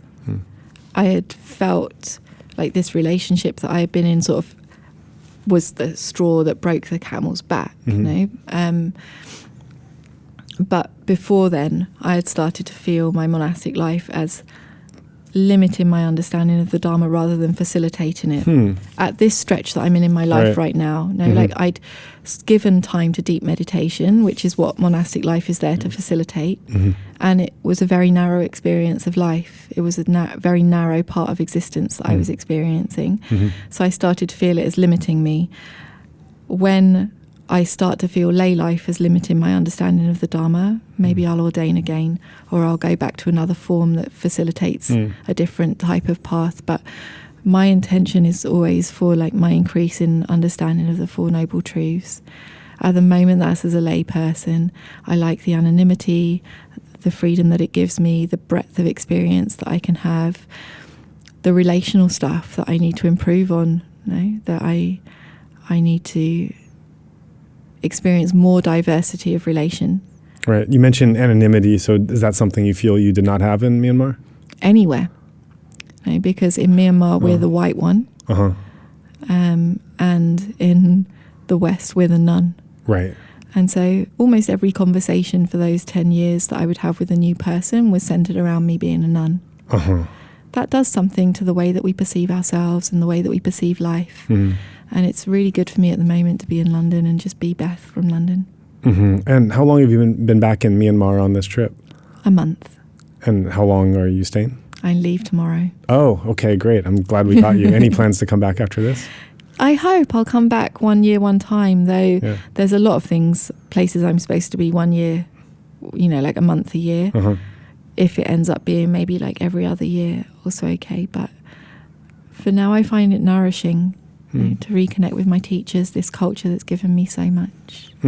What terms did you leave Myanmar on? What was your feeling at the time when your 10 years came to a close? Were you here 10 years? No, I was in Spain when I disrobed. Right, that's right. So how long was it actually you were in Myanmar? I was in Myanmar 5 years without leaving. And then the second 5 years I was here back and forth, maybe like a third of the time or a quarter of the time. Right, so 7-8 years or so here. So that's kind of a lot to capture in a brief moment, because I'm sure you went through a lot of stages of your journey. I don't know, maybe you can share a little bit about your initial impressions and how they changed over time up to the point when you... I think I said to you at the beginning, my perceptions of Burmese culture developed really slowly because I was focusing on the meditation. So like over those 5 years, things trickled in about what Burmese culture was. I barely left the monastery. And so my perception of Burmese culture was largely through the lay people that trickled through Pa Auk. And then after I left and I started coming back and I'd travel around Myanmar more and I got to understand things a little bit better. I still wouldn't consider myself any sort of pundit on Burmese culture. Or Burmese Buddhism, maybe. Yeah. Again, mostly just gratitude. Yeah. And now I leave, it hits me again and again what a massive service to the world the Burmese lay people do. Right. To the whole of like human consciousness, what they humbly do, that people like me can come and practice. It's phenomenal. It's amazing this has been a closed-off country for so long. It's been impoverished and oppressed in so many ways for so many years. In terms of physical things, what used to be the biggest exporter of the world in rice, among other things, and now it barely is able to export anything of material value. And yet, in spite of all this, as you've said, for the last 150 years, it's been one of the biggest investigators and exporters of discovery of human consciousness and liberation. Right, like the whole of humankind owes such a debt of gratitude to the Burmese lay people. It's phenomenal what they do. Phenomenal. that's probably my overriding perception. There was a time when I had been here 5 years without leaving where I felt the cultural drain. The roles are very well defined. Difficult to ask why about a lot of things. There's a lot of fear. What kind of fear?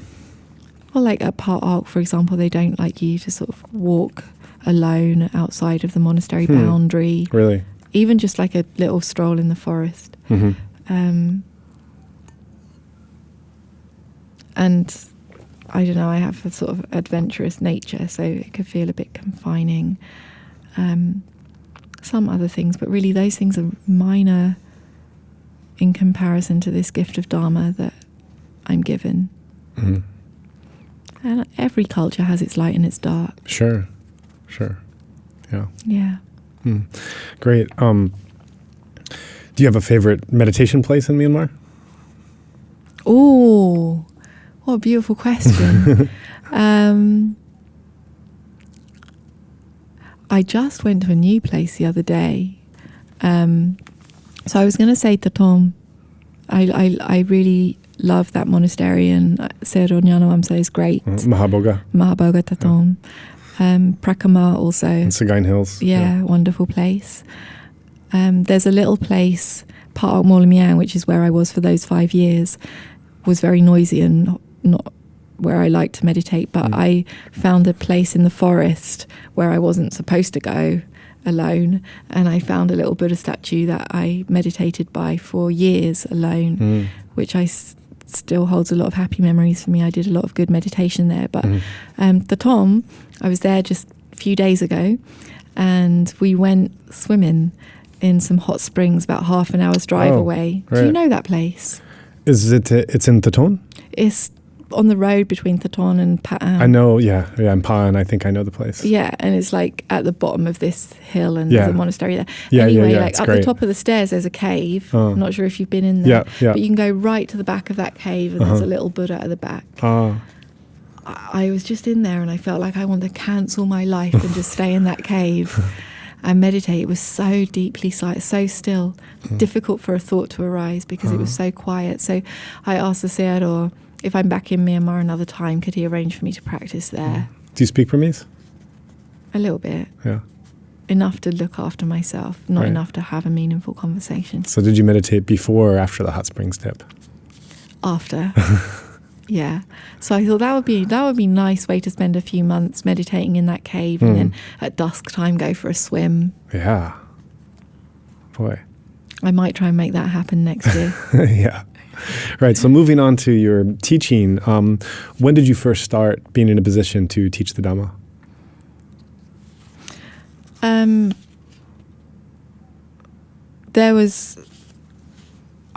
There were a few years where I was very reluctant to teach, and so I wasn't in a position to teach the Dhamma because I was scared.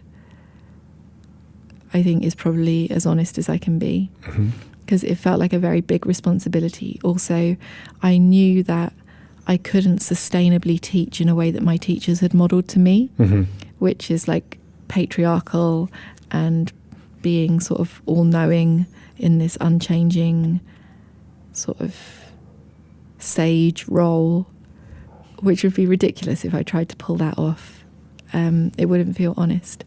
And I hadn't seen another way modelled to me that looked healthy and sustainable and true. Right. And so I just didn't do anything.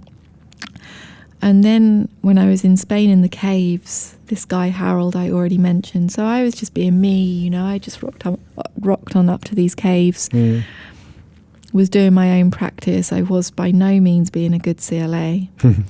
And I saw just the Dharma is enough, you know. I simply explained to him the Dharma that I know. I don't have to add anything to that. How much he benefit. And so he changed that really, Harold, through the sincerity of his practice. And we were friends, and he showed me I can just be me with all of my faults, with all of my weaknesses, with all of my like Bethness. And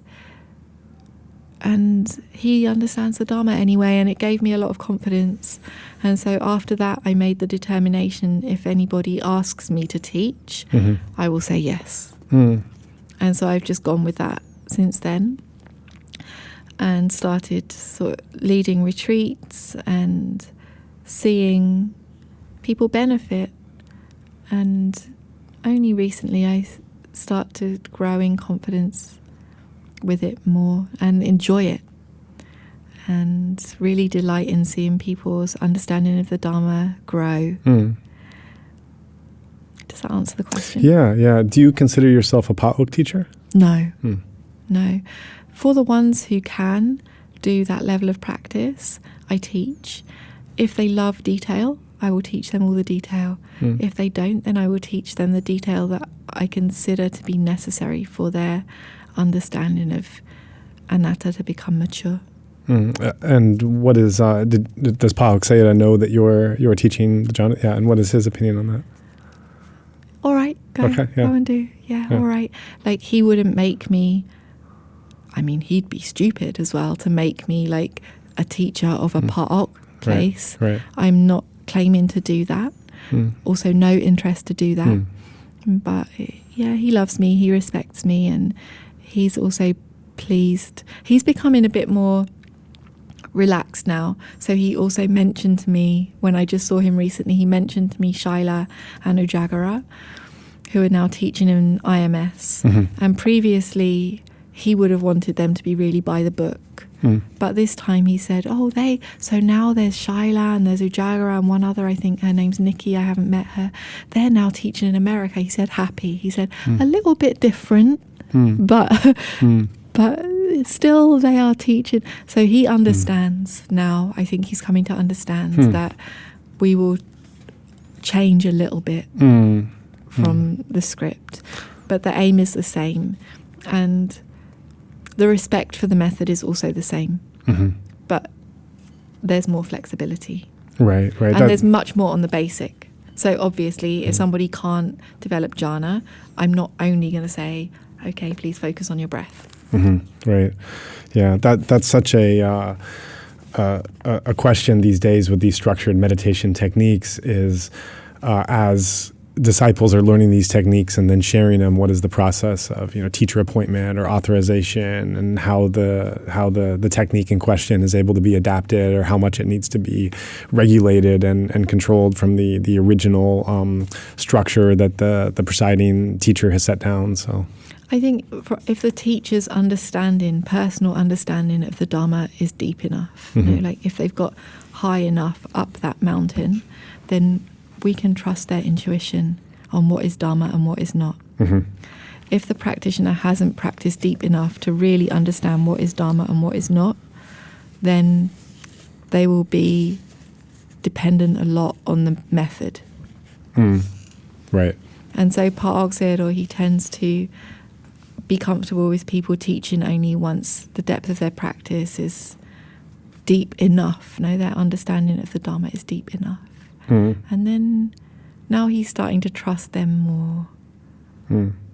Yeah. He let go a little bit of this Pa Auk name and brand. Not in Myanmar. Right. Here it's still a big thing. Yeah. I think he had hoped to make sort of like a strong Pa Auk brand, maybe in America or in Europe. I see. Then the few Western disciples that have come through and have practiced deeply enough, Ujagara, Shaila, we haven't done that, and we haven't wanted to. And maybe at first there might have been like an inclination to blame us or criticize us, but I think he's getting to a stage of acceptance now and realizing, like, okay, what needs to be carried forth there will be, and he need to trust us to do our best, right, given the culture. Right. What challenges have you faced as a teacher that you weren't expecting?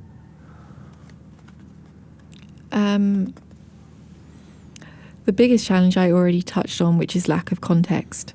So the only way to teach really at the moment is retreats, which aren't so suitable for this method or for the attainment of Nibbana, because the time is limited, and that's the aim, is to attain Nibbana, and wanting people to know that that's possible, and life is short, like, let's try. And there's really a lack of held communities to do that kind of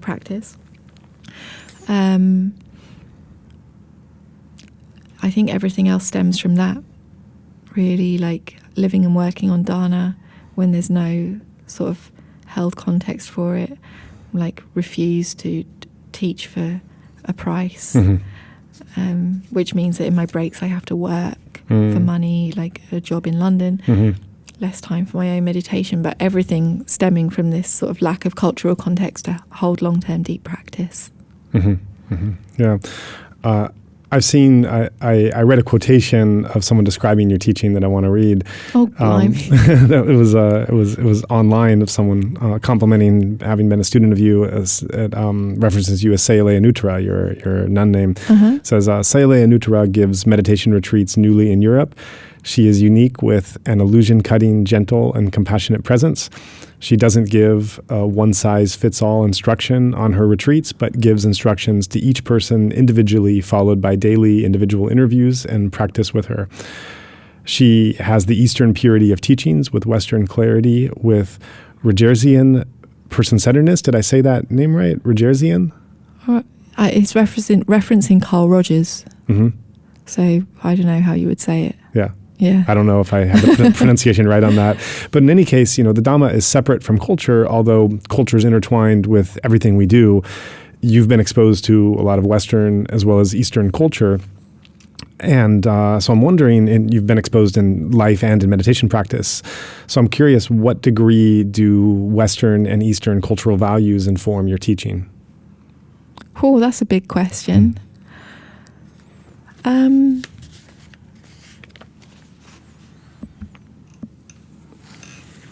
I guess they just both do inform my teaching, because they're two big cultures in which I have been,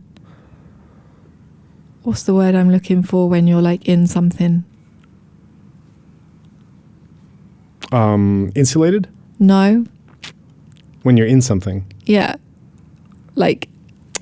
Absorbed? Yeah, in which I've been absorbed. That wasn't the word I'm looking for, but it'll do. So I've been like really absorbed in both of those cultures. And so they've conditioned the way that I think and the way that I perceive the world. And so they come out when I'm teaching. I think it's as simple as that. But what I'm intentionally doing when I teach is trying to get the students to step further along the path to the end of all suffering. The cultural stuff is secondary. It's secondary, but if the cultural stuff is not handled effectively, then it could eventually be a barrier from getting anywhere. Yeah, so I don't do that through thinking much. I just instinctively, I think we all do that.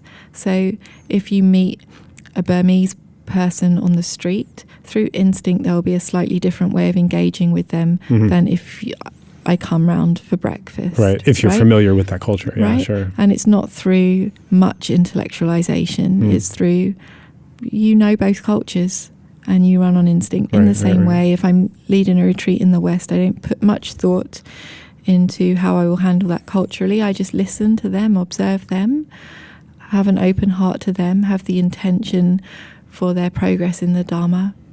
Yeah. And I think it's great seeing people like you or Jagra that are taking the teachings out, because in a country like Thailand, which has had a relatively more stable past 40 years or something, there's been a number of Western practitioners that have really developed in the Thai forest tradition and then are able to be authentic to the practice they learned there, but then speak in such a way that a Westerner can really absorb it. But by nature of Myanmar's very turbulent history, there's a stretch of time when foreigners couldn't have more than a 7-day visa, for many years. So that really prevented for a long time foreigners being able to stay here and absorb effectively the wisdom of the practices here and then take it back in a Western way. Burmese also by nature of living in a closed society might have there might be a generation of teachers and practitioners that are very skilled, but that the cultural and linguistic barrier is difficult for being able to bring it. So it's, Burma really, in that regard, has really lagged beyond, say, Thailand or Tibet, Tibetan Buddhism,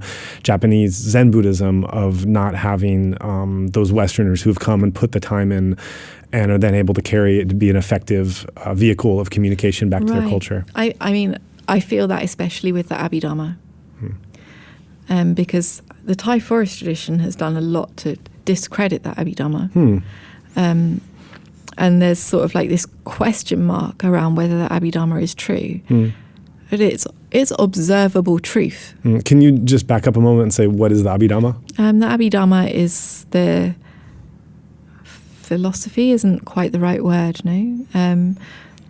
It's the description of how mentality and materiality is working on the level of momentarily arising and perishing, and the causality of that. It's a very, very fine analysis of body and mind. And very important in Myanmar.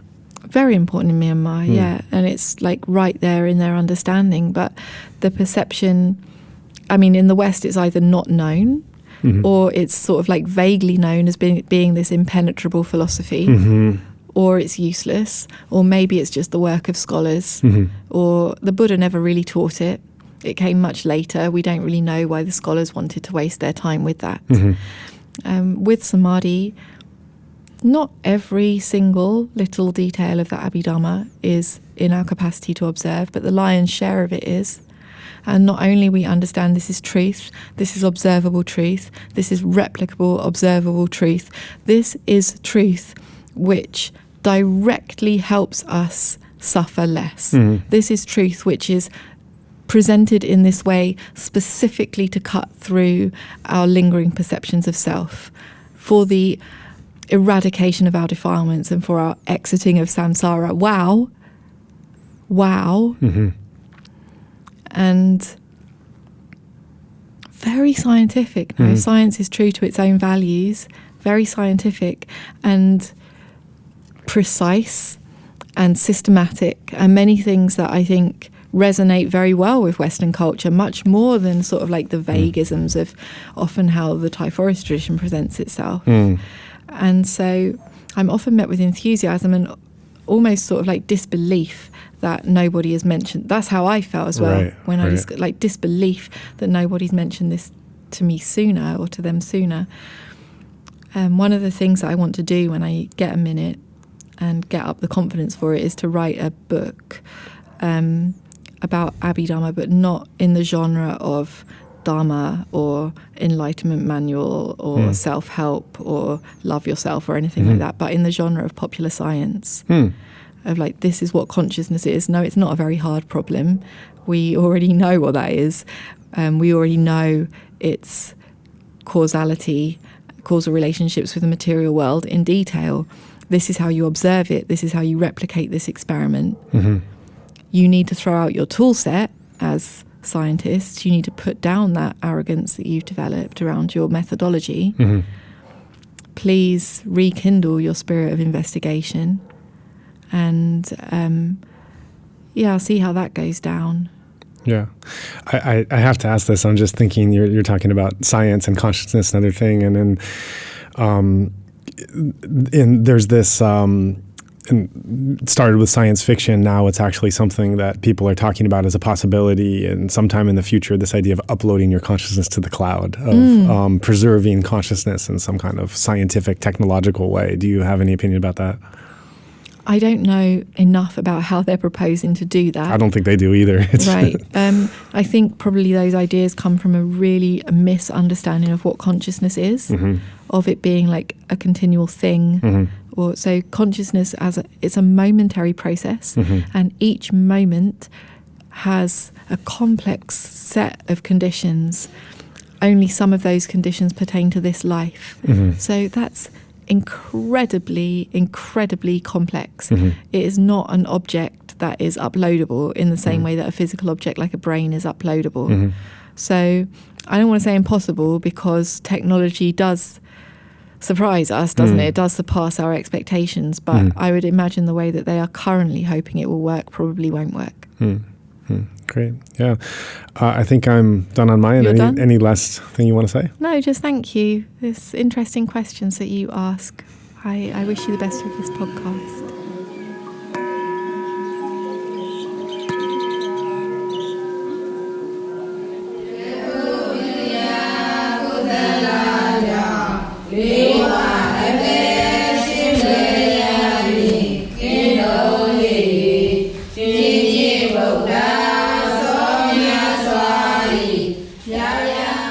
I'll be honest, not only is asking for donations my least favorite thing in the world, but I find it pretty uncomfortable as well.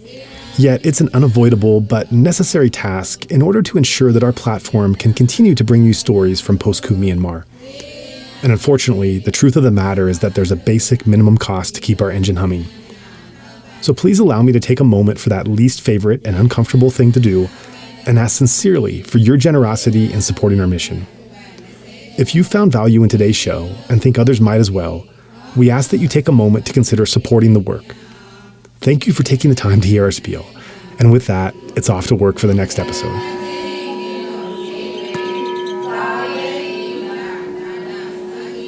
If you would like to join in our mission to support those in Myanmar who are being impacted by the military coup, we welcome your contribution in any form, currency, or transfer method. Your donation will go to support a wide range of humanitarian missions, aiding those local communities who need it most. Donations are directed to such causes as the Civil Disobedience Movement, CDM, families of deceased victims, internally displaced person, IDP camps, food for impoverished communities, military defection campaigns, undercover journalists, monasteries and nunneries, education initiatives, the purchasing of protective equipment and medical supplies, COVID relief, and much more. We also make sure that our donation fund supports a diverse range of religious and ethnic groups across the country. We invite you to visit our website to learn more about past projects as well as upcoming needs. You can give a general donation or earmark your contribution for a specific activity or project you would like to support, perhaps even something you heard about in this very episode. All of this humanitarian aid work is carried out by our nonprofit mission, Better Burma. Any donation you give on our Insight Myanmar website is directed towards this fund. Alternatively, you can also visit the Better Burma website, betterburma.org. That's betterburma.org, and donate directly there. In either case, your donation goes to the same cause, and both websites accept credit cards. You can also give via PayPal by going to paypal.me/betterburma. Additionally, we take donations through Patreon, Venmo, GoFundMe, and Cash App. Simply search Better Burma on each platform and you'll find our account. You can also visit either the Insight Myanmar or Better Burma websites for specific links to those respective accounts, or email us at info@betterburma.org. If you'd like to give it another way, please contact us. Thank you so much for your kind consideration and support.